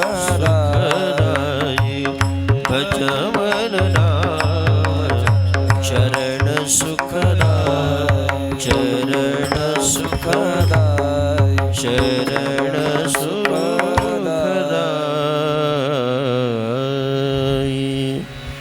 सियावर रामचंद्र भगवान की, पवन सुत हनुमान जी महाराज की। आता गंगा पार करून भगवान प्रभू रामचंद्र त्रिवेणी संगम असलेलं आपलं प्रयागराज तीर्थक्षेत्र तिथं येत आहेत. प्रयागराजाचं स्नान करतायत. गंगा यमुना सरस्वती भगवान प्रभू रामचंद्रांचा शरणस्पर्श होता बरोबर स्वतःला धन्यता समजतायत. गंगा मैया म्हणते की भगवान प्रभू रामचंद्रांचं चरणस्पर्श मला झाला, माझं अनंत जन्माचं भाग्य उदयाला आलं. यमुना मैया म्हणते की भगवान प्रभू रामचंद्रांचा चरणस्पर्श मला झाला, मी पावन झाली. आणि सरस्वती मातासुद्धा हे उद्गार काढताय की मला प्रभू रामचंद्रांचा स्पर्श झाला, माझं अनंत जन्माचं पुण्य फळाला आलं. मग त्रिवेणी संगमाचं स्नान केल्यानंतर त्या त्रिवेणी संगमावर असलेल्या भारद्वाज मुनींच्या आश्रमामध्ये भगवान प्रभू रामचंद्र निवास करतायत. तुम्ही प्रयागला जर गेलात तर तिथं भारद्वाज मुनींचा आश्रम आहे. भारद्वाज मुनींचं दर्शन घेत आहेत. भारद्वाज मुनीसुद्धा भगवान प्रभू रामचंद्रांचं योग्य अशा पद्धतीनं आदरातिथ्य करत आहेत. काही दिवस तिथं राहत आहेत आणि भारद्वाज मुनी प्रभूला विनंती करतायत, हे प्रभू आपण आपला 14 वर्षाचा वनवास आहे तो आमच्या आश्रमात पूर्ण करावा. प्रभू बोलतायत, ऋषीवर्य मुनिवर्य मला 14 वर्षाचा वनवास इथं काढता येणार नाही. कारण का मी जर इथं राहिलो आणि अयोध्येतल्या लोकांना जर माहिती पडलं की मी इथं निवासाला आहे तर सगळे लोक इथं येतील, माझं वनवासाचं व्रत खंडित होईल. आणि मला जो 14 वर्षाचा वनवास सांगितलेला आहे तो अयोध्येच्या पंचक्रोशीत नाही, गौतमीच्या तीरावर दंडकारण्यामध्ये. म्हणून आता या परिसरामध्ये मला राहण्याकरता जागा कुठं योग्य असेल त्याचं मार्गदर्शन करा. मग भारद्वाज मुनी प्रभूला संकेत देत आहेत की प्रभू इथून काही अंतरावर सुंदर अशा प्रकारचं क्षेत्र आहे, त्याचं नाव आहे चित्रकूट. तुम्हाला राहण्यासाठी सुंदर अशा प्रकारची जी जागा आहे, पवित्र अशा प्रकारचं ते तीर्थ आहे. मंदाकिनी नदी झुळझुळ अशा प्रकारची वाहते आहे आणि तिथं तुम्ही तुमचं काळ व्यवस्थित व्यतीत करू शकता. परंतु जाताना लक्षात घ्या की मध्यंतरी एक वटवृक्ष आहे, त्या वटवृक्षाचं दर्शन घेतल्याशिवाय जाऊ नका. वटवृक्षाचं दर्शन घेतल्यानंतर तुमच्या मनातल्या सगळ्या इच्छा पूर्ण होतील. आणि वटवृक्षाच्या झाडाचं फार मोठं महत्त्व आहे. भारद्वाज मुनींनी या वटवृक्षाचं दर्शन घेण्याची आज्ञा प्रभूला दिलेली आहे आणि नाथ महाराज त्याचा उल्लेख आपल्या रामायणात करत आहेत. मग ऋषीवर्यांचं मुनिवर्यांचं दर्शन घेऊन भगवान प्रभू रामचंद्र त्या वटवृक्षाच्या मध्यंतरी दर्शन घेत आहेत आणि तिथून पश्चिम दिशेला साधारणतः आजच्या मापाप्रमाणे मोजायचं झालं तर 100-125 किलोमीटर अंतरावर चित्रकूट नावाचा सुंदर अशा प्रकारचा पर्वत आहे. त्या पर्वताची आजही रचना अशी आहे की त्या चित्रकूट पर्वतावर जर तुम्ही राहिलात तर आपण साक्षात भगवान प्रभू रामचंद्रांच्या सान्निध्यात आहोत असा भास आपल्याला होतो. त्या कामतानाथाची जर तुम्ही प्रदक्षिणा केली तर प्रत्यक्ष ब्रह्मगिरीची प्रदक्षिणा केल्याची अनुभूती तुम्हाला येते. त्या मंदाकिनीचं जर स्नान केलं तर त्या मंदाकिनीचं स्नान केल्यानंतर तुम्हाला आजही अशी प्रचिती येते की मी गोदावरी मैयामध्ये स्नान करतो आहे, मी कुशावर्तात स्नान करतो आहे, मी इंद्रायणी चंद्रभागेत मातेत स्नान करतो आहे, नर्मदा मातेत स्नान करतो आहे. अशा दुधाच्या धारा जशा दिसतात तसं त्या मंदाकिनीच्या धारा दिसत आहेत. भगवान प्रभू रामचंद्र तिथं निवासाला जात आहेत. पण लक्षात ठेवा, तिथं निवासाला गेल्यानंतर लक्ष्मणाला सांगतायत, लक्ष्मणा आपल्याला आता इथं निवास करायचा आहे, पर्णकुटीची गरज आहे, आश्रमाची गरज आहे. मग आश्रम बांधण्याची जबाबदारी तुझी आहे. आश्रम बांधण्याकरता आपल्याला लाकडं लागतील, म्हणून लाकडं घेऊन ये. पण लक्षात ठेव, लाकडाशिवाय आश्रम होणार नाही ही गोष्ट निर्विवाद. परंतु लक्ष्मणा जंगलात गेल्यानंतर कोणत्याही झाडाला कुऱ्हाड लावायची नाही. रामायण महाभारत आपल्याला काय शिकवत आहे लक्षात घ्या. त्रेतायुगातही प्रभू रामचंद्रांनी पर्यावरणाचं संगोपन कसं केलं आहे, रामायण वाचल्यानंतर तुमच्या लक्षात येईल. लक्ष्मणाला आज्ञा दिली, लक्ष्मणा आश्रम बांधायचा आहे, त्याच्यासाठी लाकडांची गरज आहे, परंतु कोणत्याही झाडाला कुऱ्हाड लावायची नाही, तोडून कोणतंही लाकूड आणायचं नाही. मग लक्ष्मण म्हणायला लागला, कोणती लाकडं आणायची? हत्तीसारख्या प्राण्यांनी उन्मत्त अवस्थेमध्ये जी झाडं उन्मळून फेकून दिली असतील ती जमा करून आणायची.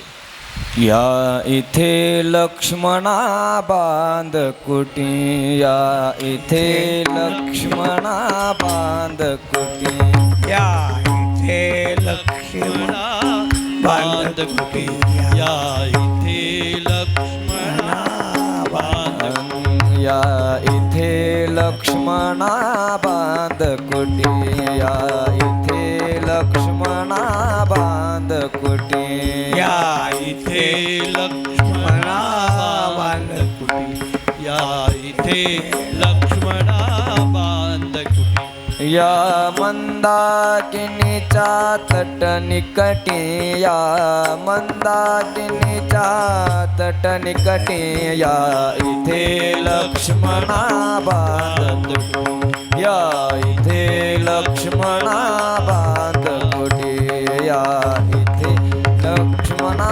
बांध कुटी. या मंदाकिनीच्या तटनिकटी, या मंदाकिनीच्या तटनिकटी, या इथे लक्ष्मणा बांध कुटी, या इथे लक्ष्मणा बांध कुटी, या इथे लक्ष्मणा बांध कुटी. लक्ष्मणा या मंदाकिनीच्या तटावर, या पर्वतावर सुंदर अशा प्रकारची कुटिया बांध, तिथं सुंदर अशा प्रकारचा आश्रम तयार कर. मग लक्ष्मणाने प्रभूच्या आज्ञेनं हत्तीसारख्या प्राण्यांनी उन्मत्त अवस्थेमध्ये जी झाडं उन्मळून फेकून दिलेली असतील ती जमा करून आणली, कोणत्याही झाडाला कुऱ्हाड लावली नाही. महाभारतातही असं चिंतन आहे की पांडव अज्ञातवासात असताना धर्मराजानं भीमाला हीच परवानगी दिली होती की भीमा अज्ञातवासामध्ये आपल्याला राहायचं आहे, पर्णकुट्या बांधायच्या आहे, आश्रम बांधायची जबाबदारी तुझी आहे, परंतु कोणत्याही झाडाला कुऱ्हाड लावायची नाही. असेच हत्तीसारख्या प्राण्यांनी उन्मत्त अवस्थेमध्ये जी झाडं उन्मळून फेकून दिली असतील ती जमा करून आणायची, त्याच्यामध्ये आपल्याला आश्रम बांधायचा. भीमानंही तसंच केलेलं होतं.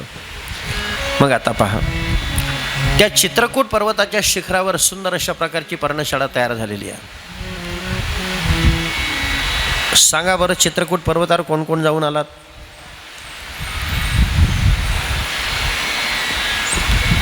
वा, भाग्यवान आहात. कसली अनुभूती येते तिथं. त्या मंदाकिनीच्या पवित्र पात्रामध्ये तुम्ही जर अंघोळ केली तर आपला शिणवटा जातो.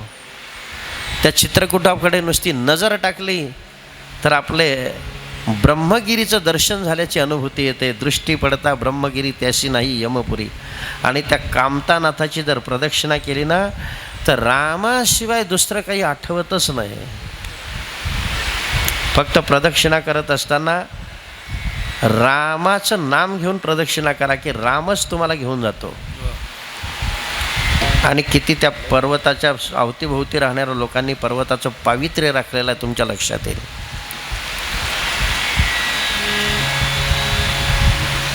आता बहुजन हिताय बहुजन सुखाय या हेतुपूर्ती करता भगवान प्रभू रामचंद्रांचा दिनक्रम चित्रकूट पर्वतावर सुरू झालेला आहे.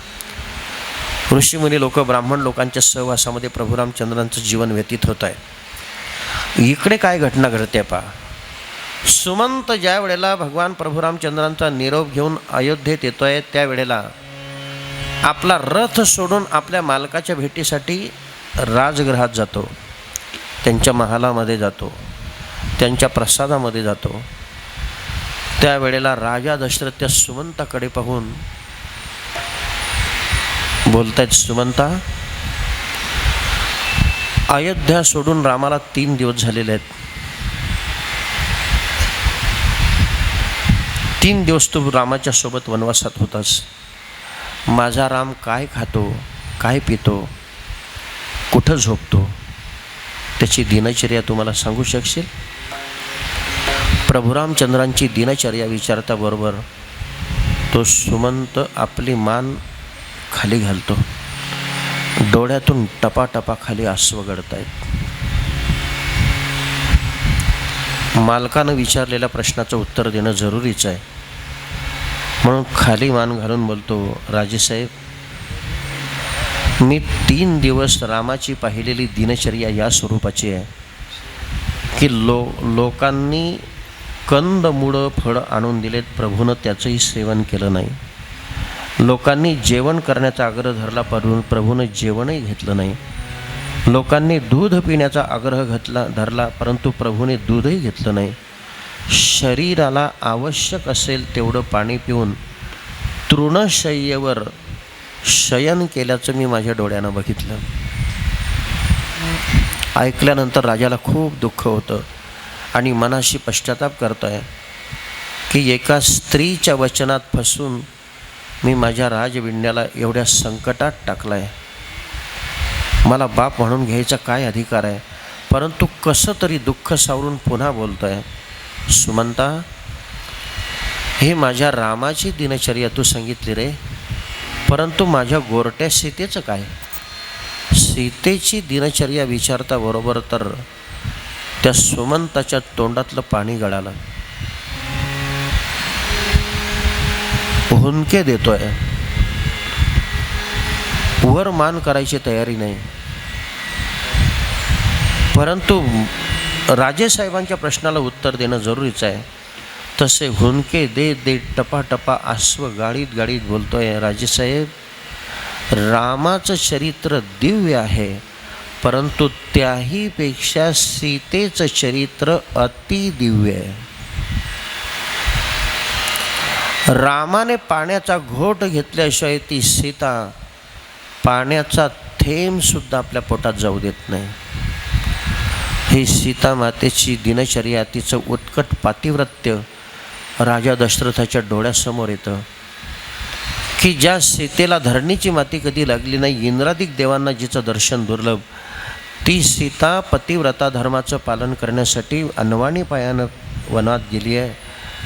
धन्य तिचं पातिव्रत्य. म्हणून त्या सीतेचे गुण, सीतेचं पातिव्रत्य राजाच्या डोळ्यासमोर येतं.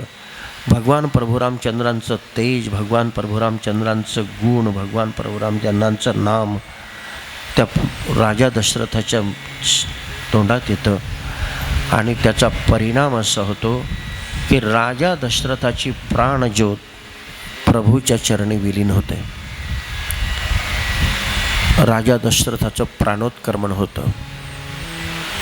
आता प्राणोत्क्रमण झाल्यानंतर अयोध्येमध्ये गंभीर प्रश्न तयार होतो, या प्रेताची विल्हेवाट लावायची कशी?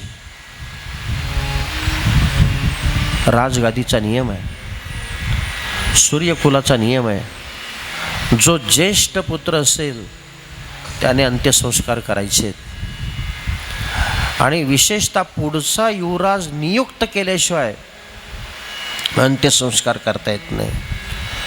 काय राजा दशरथाचं प्रारब्ध असेल, 4 मुलं, परंतु प्राण जातेवेळी एकही जवळ नाही, मांडी द्यायला एकही घरी नाही. 2 पोरं वनवासामध्ये, 2 पोरं मामाच्या घरी. सगळे ऋषीमुनी लोक आपसामध्ये कुजबुज करायला लागले. त्यावेळेला जाबाली नावाचे ऋषी पुढे आलेत आणि त्यांनी सर्वांना आवाहन केलं की हे बघा, आपण आपसामध्ये कुजबुज करण्याचं काहीही कारण नाही.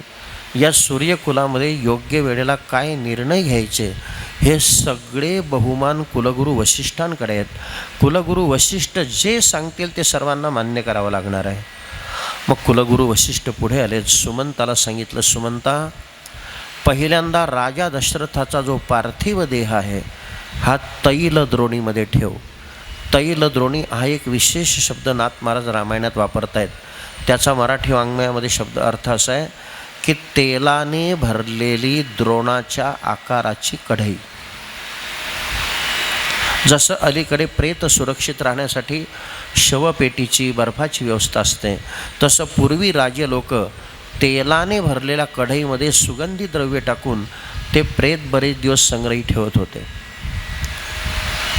राजा दशरथाचं ते प्रेत, राजा दशरथाचा पार्थिव देह त्या तैलद्रोणीमध्ये सुगंधी द्रव्य टाकून ठेवला आहे. आणि सुमंताला आज्ञा दिली, सुमंता आता राम आणि लक्ष्मण वनवासातून परत येणार नाही. भरत आणि शत्रुघ्न मामाच्या घरी आहे, लगेच रथ जोड आणि भरताला मामाच्या घरी घेऊन ये. सुमंतानं रथ जोडला, वायू वेगानं रथ निघाला. त्या दिवशी त्या भरताला आपल्या मामाच्या घरी कसे दुष्ट स्वप्न पडतात बघा. दिव्य पुरुषाचं चरित्र कसं असतं. मध्यरात्रीची वेळ, गाढ झोपेची वेळ, त्यावेळेला तो भरत मध्यरात्रीच्या वेळेला आपल्या पलंगावर उठून मोठमोठ्यानं रुदन करतो, रडतो. त्याचा रडण्याचा आवाज आल्यानंतर तो युधाजित त्याचा मामा जवळ येतो आणि बोलतो, भरता तो विद्वान आहेस, मध्यरात्रीच्या वेळेला गाढ झोपेच्या वेळेला काय रडतो, रडण्याचं कारण काय. त्यावेळेला तो भरत बोलतो, मामाश्री मी झोपेत असताना मला असं एक स्वप्न पडलं आहे की भला मोठा दिव्य पुरुष, त्या दिव्य पुरुषाची मान तुटलेली, धड एका बाजूला पडलेलं आणि त्या धडाला तैलांभ्यंजन करणारे काही लोक तिथे दिसत आहेत, त्याची मॉलिश करतायत, सुगंधी द्रव्य लावत आहेत. तर त्या मनकी तुटलेल्या धडाची सेवा करताना काही लोक दिसत आहेत. म्हणून त्या अशुभ चिन्हाचा, अशुभ स्वप्नाचा मी निश्चित असा अर्थ काढलेला आहे की माझा बाप किंवा आम्ही चौघं भाऊ, आमच्या 5 लोकांपैकी निश्चितच कोणाचं तरी बरं वाईट होणार. हे स्वप्न आपल्या मामाला सांगतो, न सांगतो तेवढ्यामध्ये सुमंत पाठीमागून आरोळी देतो, भरता कुलगुरूंची आज्ञा आहे, वेळ न लावता आहे त्या पावलानं अयोध्येत परत यावं. कुलगुरूंची आज्ञा म्हणताबरोबर भरताने तोंडातला शब्द तोंडात ठेवला आणि लगेच रथामध्ये बसण्याची तयारी केली. शत्रुघ्नही रथात बसतोय, युधाजित वगैरे सगळे लोक आता अयोध्येत यायला निघालेले आहेत. त्यावेळेला तो भरत विचारतो, सुमंता कुठलीही पूर्वसूचना न देता तू मला अवेळी घ्यायला आलास, अयोध्येत काय अघटित घडलं आहे, काय सांगणार बिचारा, काय सांगणार तो बापडा. त्याच्यासमोर असा प्रश्न निर्माण झाला. आपण जर अयोध्येतली वस्तुस्थिती या पोरांना इथं सांगितली आणि हे जर रडायला लागले तर यांना आवरणार कोण. म्हणून तो बिचारा त्याचं दुःख सावरतो आणि कसा तरी वायुवेगानं रथ अयोध्येत आणतो. अयोध्येत आल्यानंतर असं वेगळं वातावरण, भुई दाटून आलेली, वारा स्तब्ध झालेला, शांत गंभीर वातावरण आहे. भरत रथाच्या खाली उतरतो आणि आपल्या बापाच्या सभागृहामध्ये प्रवेश करतो. सभागृहात प्रवेश करताबरोबर आपल्या बापाचा पार्थिव देह त्याला तेलाच्या कढईमध्ये ठेवलेला दिसतो. माझ्या बापाला हे मरण कशामुळे आलं असेल त्याची माहिती घेतो. सुमंताकडून माहिती मिळते की तुझी आई कैकेयी हिने हट्ट धरला, त्याच्यामुळे रामही वनवासात गेला आणि तुझ्या बापालाही प्राणाला मुकावं लागलं. सगळी इत्थंभूत माहिती होते. मला राजगादी मिळावी म्हणून हिने प्रयत्न केले आणि त्यामुळे माझ्या रामाला 14 वर्षाचा वनवास भोगावा लागतो आहे, माझ्या बापाला प्राणालाही मुकावं लागलं आहे. म्हणून ही माझी आई नाही, ही माझी वैरी नाही. म्हणून त्या कैकेयीला मारण्याकरता तो भरत हात उगारतोय. तो उगारलेला हात कुलगुरू वशिष्ठ मागच्या मागे आवरतायत. भरता अरे तू सूर्यकुलात जन्माला आलेला, जरा भान ठेव, कोणावर हात उगारतोय. मातान तू वैरिणी, मातान तू वैरिणी, मातान तू वैरिणी, मातान तू वैरिणी, मातान तू वैरिणी, मातान तू वैरिणी, मातान तू वैरिणी, मातान तू वैरिणी. अश्वपतीची नवेस कन्या, नवेस माझी माय, धर्मात्म्यांच्या वंशी कृत्या निपजे नांदे काय. वदनाथा करील मुडे पतिव्रता ती कुणी, मातान तू वैरिणी, मातान तू वैरिणी, मातान तू वैरिणी, मातान तू वैरिणी, मातान तू वैरिणी. हो, तो भरत बोलतो तू माझी माता नाही, तू माझी वैरी नाही. तिला मारण्याकरता हात उगारतो. तेवढ्यामध्ये कुलगुरू वशिष्ठ पाठीमागे त्याचा हात पकडून ठेवतायत आणि बोलतायत, भरता अरे कोणाला मारतोय? सूर्यकुलाची रीत ध्यानात घे. प्राण, स्त्री, गाय आणि ब्राह्मण यांनी वधायोग्य जरी अपराध केला तरी त्यांच्यावर हात उगारायचा नाही. जिच्यावर तो हात उगारला ती तुझी जननी आहे, तुझी आई आहे. आणि लक्षात ठेव भरता, काय शब्द वापरतायत नाथ महाराज. अरे ही तर तुझी जननी आहे, परंतु धर्मशास्त्र असं सांगताय आपल्या बापाची रखेली जरी असली तरी तिच्यावर तो हात उगारू शकत नाही, ते तुझी आईच आहे. शेवटी कुलगुरूंच्या सांगण्यावरून खाली हात घेतोय. तेवढ्यामुळे जिच्यामुळे हे प्रकरण घडलं ती मंथरा पुढे येते. ती मंथरा पुढे येत असताना त्याचा कोप अनावर होतो, त्याला राग आवरता येत नाही. भरत या मंथरेच्या कारस्थानामुळे माझ्या रामाला 14 वर्षाचा वनवास, माझ्या बापाला प्राणाला मुकावा लागला आहे म्हणून तिच्या कंबरड्यात लात मारतो. कंबरड्यात लात मारताबरोबर ती 3 ठिकाणी वाकडी होते. तेव्हापासून तिचं नाव पडतं त्रिवक्रा. कुलगुरू वशिष्ठ भरताला समजावताय की भरता ही कोप करायची वेळ नाही. पहिल्यांदा राजा दशरथाच्या प्रेताला अंत्यसंस्कार, परंतु अंत्यसंस्कार करण्याच्या अगोदर पहिल्यांदा तुझं अभिषिंचन, तुझं राजगादी स्थानापन्न करायचं, मग अभिषेक. आता बघा किती सुंदर अशा प्रकारचा विषय आहे. ज्या वेळेला कुलगुरू वशिष्ठ बोलत आहेत पहिल्यांदा भरता तुझा राज्याभिषेक, तुझं अभिषिंचन, त्यावेळेला भरत कुलगुरूंच्याकडे पाहतो आणि बोलतो, गुरुदेवा या भरताला अभिषेक, या भरताला अभिषेक, हे तर कधीच शक्य नाही. पूर्वेला उगवणारा जो सूर्य आहे तो पश्चिमेला उगवेल, परंतु भरत राजगादीचा स्वीकार कधीच करणार नाही. उंदीर मेरू पर्वत पोखरून काढेल, परंतु भरत राजगादीचा स्वीकार कधीच करणार नाही. आकाशाची मोड बांधता येईल, परंतु भरत राजगादीचा स्वीकार कधीच करणार नाही. कारण ही माझी जननी आहे. आणि जर मी या राजगादीचा स्वप्नातही स्वीकार, मनातही स्वीकार करण्याचा प्रयत्न केला तर मातृगमन केल्याचं पाप मला लागेल. काय भरताची निष्ठा आहे.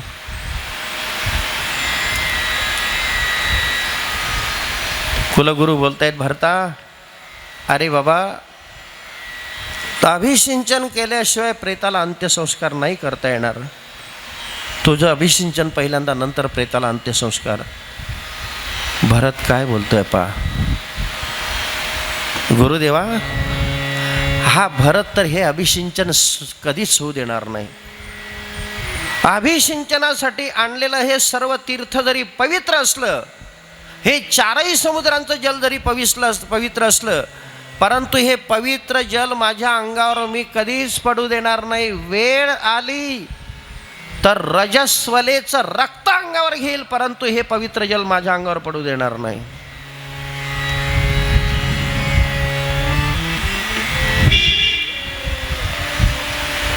आणि तुम्ही जर बळजबरीनं मला अभिषिंचन करण्याचा प्रयत्न केला तर मला कोणती गती प्राप्त होईल. तो भरत काय बोलतोय पहा, जर बळजबरीनं तुम्ही मला अभिषिंचन करण्याचा प्रयत्न केला आणि मी तो करून घेतला तर मला गती ती प्राप्त होईल की ब्राह्मणाची विधवा स्त्री आणि तिच्याशी नीच पुरुषाने केलेला संसर्ग त्या गर्भाला मी जाईल.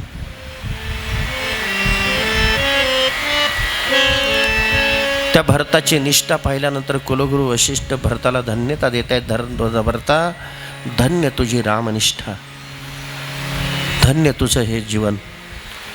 युक्ती प्रयुक्तीनं भगवान प्रभू रामचंद्रांच्या चरणपादुकांना अभिषेक केला जातो आणि भगवान प्रभू रामचंद्रांचा एक प्रतिनिधी म्हणून भरत आपल्या बापाचे अंत्यसंस्कार शरयूच्या पवित्र किनाऱ्यावर पूर्ण करतो. पण आता तिथेही काय होतं बघा, त्या शरयूच्या पवित्र किनाऱ्यावर राजा दशरथाच्या पार्थिवाला अंत्यसंस्कार करण्यासाठी चंदनाची चिता रचलेली आहे. चंदनाच्या चितेवर राजा दशरथाचा पार्थिव देह ठेवलेला आहे.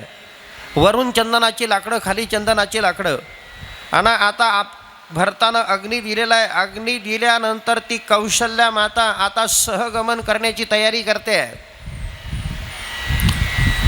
सहगमन करत असताना त्या प्रेताच्या त्या चितेला प्रदक्षिणा घालते. परंतु भरत प्रदक्षिणा घालल्यानंतर आता ती कौशल्या माता त्या चितेवर उडी टाकणार.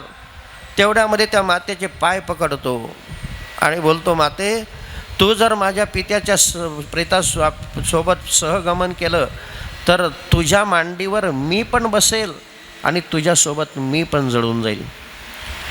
ती कौशल्या म्हणते, बाळा माझ्या या पवित्र कार्यामध्ये तू आडवा येऊ नको. जर आज माझी अशी परिस्थिती आहे, मी जर आज सहगमन नाही केलं तर पती लोकालाही मुकेल आणि रामचरणालाही मुकलेली आहे. मी राम परत येईपर्यंत मी जिवंत राहते की नाही सांगता येत नाही. आणि आज माझ्या पतीच्या सोबत मी सहगमन नाही केलं तर मला पती लोकालाही सोडावं लागेल. म्हणून माझ्या पवित्र कार्यामध्ये तू विघ्न आणू नको. तो भरत म्हणतो, आई काही झालं तरी चालेल, परंतु मी तुला माझ्या बापाच्या प्रेतासोबत सहगमन करू देणार नाही. आणि करायचं झालं तर मी तुझ्या मांडीवर बसेल. एकाच चितेमध्ये तू, माझा बाप आणि मी तिघही जोडून जाऊ. ती कौशल्या म्हणते, का मला तू ह्या सहगमन करू देत नाही? त्यावेळेला तो कारण सांगतो की आई तुला मी का सहगमन करू देत नाही? तू न जर सहगमन केलं तर लोकांच्या भिडेस्तव, लोक लाजेस्तव, जिने रामाला 14 वर्षाचा वनवास मागितलेला आहे, जिच्या आग्रहामुळे, जिच्या हट्टामुळे माझ्या बापाला प्राण त्याग करावा लागला आहे, ती माझी आई कैकई, तिलाही सहगमन करावं लागेल लोकांच्या भिडेस्तव. आणि जी पतीच्या प्रेतासोबत सहगमन करते तो नियम असा आहे की तीच पुढच्या जन्मामध्ये तिला पतिलोक प्राप्त होतो आणि ती त्याची बायको पुढच्या जन्मामध्ये तीच होते. आता या जन्मामध्ये जर तिने सहगमन केलं तर पुढच्या जन्मातही ती माझ्या बापाची बायको होईल. आणि या जन्मामध्ये माझ्या बापाला जसा त्रास दिला तसा पुढच्या जन्मातही देईल. म्हणून तुला मी सहगमन करू देणार नाही. शेवटी कुलगुरू वशिष्ठ महाराज त्या भरताला शांत करतात आणि रामाचं दर्शन घडवून देण्याची एक आश्वासनात्मक प्रतिज्ञा त्यांच्यासमोर करतात की चित्रकूट पर्वतावर आपण जाऊया, रामाचं दर्शन तुला होईल. ती कौशल्या माता आपल्या त्या हट्टापासून दूर होते. राजा दशरथाचे अंत्यसंस्कार पूर्ण केल्यानंतर आता ही सगळी प्रजा भगवान प्रभू रामचंद्रांच्या दर्शनासाठी चित्रकूट पर्वताकडे निघते. भगवान प्रभू रामचंद्रांनी जिथं जिथं मुक्काम केलेला होता तिथं भरत जातो. ज्या तृणशय्येवर शयन केलेलं असतं ते गवत आपल्या छातीशी कवटाळतो, प्रभूच्या नामाचा जयघोष करतो. पुढे भारद्वाज मुनींकडे येतात. भारद्वाज मुनींचाही भरताच्या विषयी थोडासा दुराग्रह होतो, परंतु हा रामभक्त आहे, रामाच्या भेटीसाठी निघाला आहे हे माहिती पडल्यानंतर तो भरताला धन्यता देतो. आणि आता पुढे पहा, चित्रकूट पर्वताकडे गेल्यानंतर भगवान प्रभू रामचंद्रांच्या भेटीसाठी भरत ही चतुरंग सेना घेऊन निघाला आहे. चतुरंग सेना घेऊन निघाल. चित्रकूट पर्वताच्या पायथ्याशी ही सेना येऊन बसली आहे. भगवान प्रभू रामचंद्रांचा आश्रम चित्रकूट पर्वताच्या शिखरावर आहे. जसं शिखरावर उभ्या असलेल्या लोकांना, बसलेल्या लोकांना खालची माणसं सहज दिसतात, खालच्यांना वरची माणसं सहज दिसत नाही, थोडा ताण पुरतो.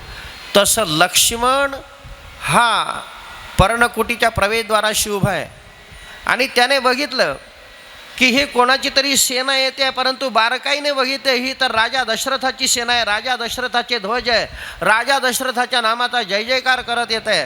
त्या लक्ष्मणाच्या मनामध्ये शंका उत्पन्न झाली, संशय आला की हा भरत चतुरंग सेना घेऊन चित्रकूट पर्वतावर आला आहे, कदाचित रामाला मारण्याकरता तो आलेला दिसतोय चतुरंग सेना घेऊन. परंतु हा सुमित्रेचा नंदन जोपर्यंत जिवंत आहे तोपर्यंत रामाला मारणारा कोण जन्माला आलाय? म्हणून तो लक्ष्मण पर्णकुटीत जातो आणि बोलतो, दादा तुम्ही ज्या भरताला प्राणापेक्षाही प्रिय समजतात ना, तो भरत पहा म्हटले काय घेऊन आलाय. प्रभू रामचंद्र पर्णकुटीच्या बाहेर येत आहेत आणि लक्ष्मण बोटानं दाखवत आहे की बघा तो तुम्हाला मारायला आलाय, चतुरंग सेना घेऊन आलाय, राज्याच्या लोभानं तुमच्यावर स्वारी करण्याकरता आलाय. हे बोलता बरोबर भगवान प्रभू रामचंद्रांनी लक्ष्मणाची कान उघाडणी केली. लक्ष्मणा, तो भरत माझ्या अहिताचा विचार स्वप्नातही करू शकत नाही, स्वप्नातही करू शकत नाही. तो मला भेटायला आला का मारायला आला, तू काय ओळखलं त्याचं? आणि तो भरत माझ्या अहिताचा विचार स्वप्नातही करू शकत नाही, कारण त्याचं आणि माझं एक पिंडत्व आहे. मग तो संपूर्ण इतिहास पुन्हा समजावून सांगतायत अगदी संक्षेपानं, की लक्षात ठेव भरत आणि मी वेगळा नाही. ज्या वेळेला आपल्या बापाला पुत्रसंतती नव्हती त्यावेळेला बापानं पुत्रकामेष्टी यज्ञ केला. साक्षात यज्ञमूर्ती प्रगट झाली, पायस पात्र घेऊन बाहेर आली. त्या यज्ञ पात्रातले पिंडाचे सारखे 3 भाग केले. पहिला भाग कौशल्यला दिला, दुसरा सुमित्रेला दिला, तिसरा कैकईला दिला. कैकईच्या हातातला पिंड घारीनं झडपून नेला, ती मोकळी झाली, आक्रोश करायला लागली. म्हणून माझी आई कौशल्या तिने आपल्या पिंडातला अर्धा भाग कैकईला दिला आणि तुझी आई सुमित्रा तिनेही आपल्या पिंडातला अर्धा भाग कैकईला दिला. तर माझ्या भागापासून, माझ्या अर्धा पिंडापासून ज्याची निर्मिती आहे तो हा भरत आहे आणि तुझ्या पिंडापासून ज्याची निर्मिती आहे तो शत्रुघ्न आहे. म्हणून भरत माझ्या अहिताचा विचार कधीच करू शकत नाही. हे सांगताबरोबर तो लक्ष्मण शांत झाला. भरत आल्यानंतर भगवान प्रभू रामचंद्रांच्या चरणावर साष्टांग प्रणिपात करतो. आपल्या लाडक्या भावाला उठवण्याकरता भगवान प्रभू रामचंद्र ओणवे होतात. त्याचे दोघंही हात आपल्या हातात घेतात आणि त्याला आपल्या छातीशी कवटाळतात. छातीशी कवटाळल्यानंतर त्याच्या डोक्याहून पाठवून हात फिरवतात. भगवान प्रभू रामचंद्रांच्या आणि भरताच्या हृदयाचं ज्या ठिकाणी मिलन झालं ते मिलनाचं ठिकाण म्हणजे चित्रकूट.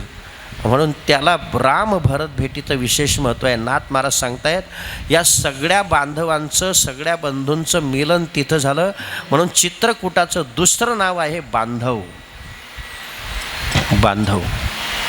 आता थोडक्यात अगदी वेळेच्या आत भरताला धन्यवाद दिल्यानंतर भगवान प्रभू रामचंद्र भरताला बोलतायत, भरता तो इकडं आलास, तिकडे पिताश्रींच्या तब्येतीचं काय? पिताश्रींची तब्येत विचारताबरोबर भरत धाडकन जमिनीवर करतो, मूर्छित होतो. झालेल्या घटनेची इत्थंभूत माहिती देण्याकरता शत्रुघ्न समोर येतो. हात जोडून रडत रडत झालेली जी काही दुर्घटना आहे ती प्रभूला सांगतो. आपल्या बापाचं प्राणोत्क्रमण झालं, आपला बाप स्वर्गवासी झाला हे माहिती पडताबरोबर भगवान प्रभू रामचंद्र, लक्ष्मणजी, सीतामाता सगळे लोक तिथं आक्रोश करतायत. भगवान प्रभू रामचंद्र भरताच्या डोक्यावर हात ठेवताय, त्याची मूर्छा शांत होते. त्यावेळेला तो भरत जागा झाल्यानंतर प्रभूच्या समोर हात जोडतो आणि नम्रतेनं बोलतो, प्रभू आपला एक प्रतिनिधी म्हणून शरयूच्या पवित्र किनाऱ्यावर आपल्या बापाचे अंत्यसंस्कार मी पूर्ण केलेत, परंतु राहिलेला पिंडदानाचा विधी तुम्हाला करायचा आहे. मग पिंडदानासाठी लागणारी जेवढी सामुग्री आहे तेवढी भरत हजर करतो. तीळ, तांदूळ, यव, दर्भ जे काही असेल ते. परंतु ती सामुग्री हजर केल्यानंतरसुद्धा प्रभू रामचंद्र पिंडदान करायला तयार होत नव्हते. का तयार होत नव्हते? तर प्रभू त्या पदार्थांकडे पाहतायत, वस्तूंकडे पाहतायत. तीळ, तांदूळ, यव. अरे तीळ तांदूळ हे अन्न आहे. मी 14 वर्षाचं व्रत वनवासाचं पूर्ण होईपर्यंत असं व्रत घेतलेलं आहे की कोणत्या गावात पाऊल टाकणार नाही आणि अन्नाचा कणही माझ्या पोटात जाणार नाही. आणि जे माझ्या पोटात जाणार नाही, मी जे सेवन करत नाही त्याचं पिंडदान माझ्या बापाला कधीच लागू होणार नाही. म्हणून मी वनवासामध्ये कंदमुळं फळं खातो आहे ना, त्याचंच पिंडदान करेल. नाथ महाराज सांगतायत, इंगुदी आणि पन्नग नावाच्या वनस्पतीची जी आहे ती फळं तोडून आणली. त्या फळांचं लक्ष्मणानं मर्दन केलं आणि आदिशक्ती सीतामातेनं प्रत्यक्ष पिंड वळवून दिली. मग त्या पिंडाचं पिंडदान या जगाचा बाप भगवान प्रभू रामचंद्र आपल्या भावांना सगळ्यांना सोबत घेऊन अयोध्यावासियांच्या उपस्थितीमध्ये आणि कुलगुरू वशिष्ठांच्या साक्षीनं मंदाकिनीच्या पवित्र पात्रामध्ये करतो आहे. कोण? जगाचा बाप आपल्या बापाचं पिंडदान करतो आहे. म्हणून त्या चित्रकूटावर पिंडदानाचंही खूप महत्त्व आहे, कारण भगवान प्रभू रामचंद्राने आपल्या बापाचं पिंडदान तिथं केलेलं आहे. म्हणून श्राद्ध कर्म असो, पिंडदान असो, आपल्या संस्कृतीमध्ये त्याचं अनन्यसाधारण अशा प्रकारचं महत्त्व आहे. मग हे सगळा विधी आटोपल्यानंतर भरत पुन्हा प्रभूच्या समोर हात जोडतो आणि बोलतो, प्रभू आता मी तुम्हाला वनवासातून आता घरी न्यायला आलेलो आहे. आपण अयोध्येत यावं, राजगादीचा स्वीकार करावा. तुम्ही जशी आज्ञा देणार त्या पद्धतीनं आम्ही वागू. आता दोघंही भाऊ तिथं हट्टाला पेटतात. प्रभू वनवासाच्या व्रतापासून दूर जायला तयार नाही. भरत म्हणतो, मी तुम्हाला नेल्याशिवाय राहणार नाही. शेवटी युक्तिप्रयुक्तनं कुलगुरू वशिष्ठांच्या साक्षीनं भगवान प्रभुराम दैवजात दुःखे भरता दोष ना कुणाचा पराधीन आहे जगती पुत्र मानवाचा दोष ना कुणाचा दोष ना कुणाचा पराधीन आहे जगती पुत्र मानवाचा.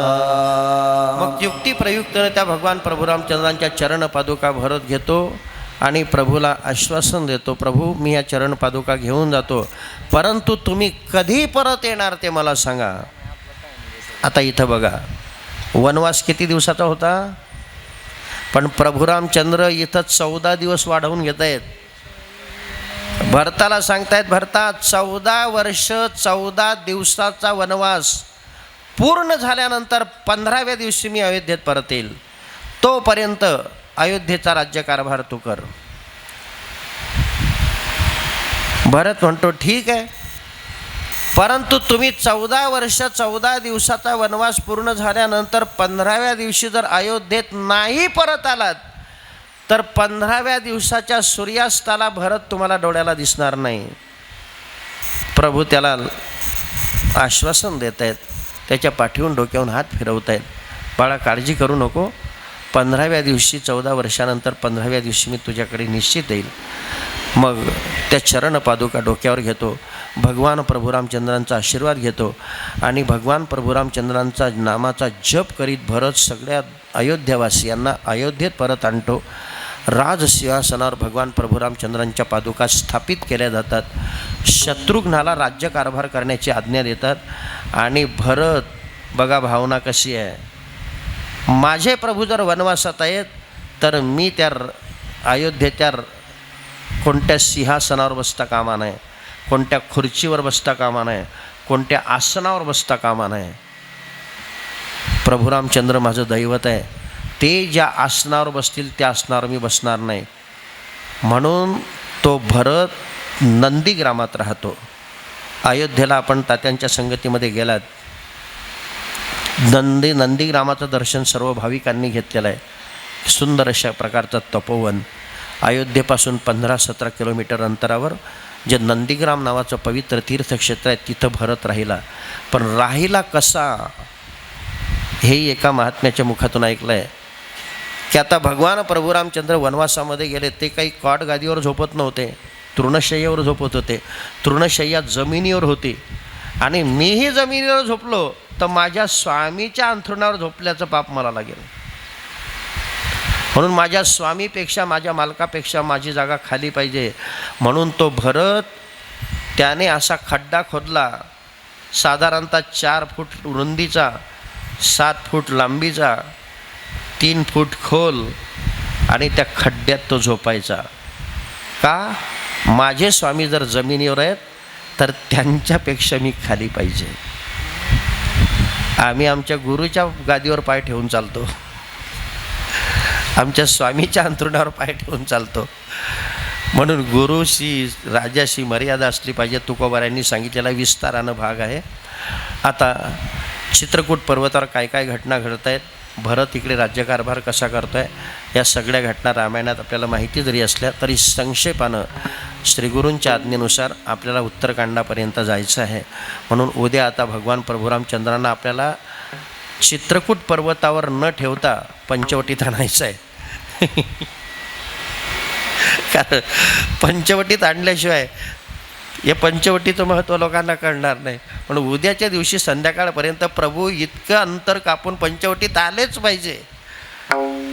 म्हणून त्या पंचवटीत येण्याकरता प्रभूच्या स्वागतासाठी सगळ्यांनी हात मोकळे करा, मन मोकळं करा आणि प्रभू रामचंद्रांची दैदिप्यमान मूर्ती हृदयात आणून त्यांचं चिंतन करा. हरे राम राम राम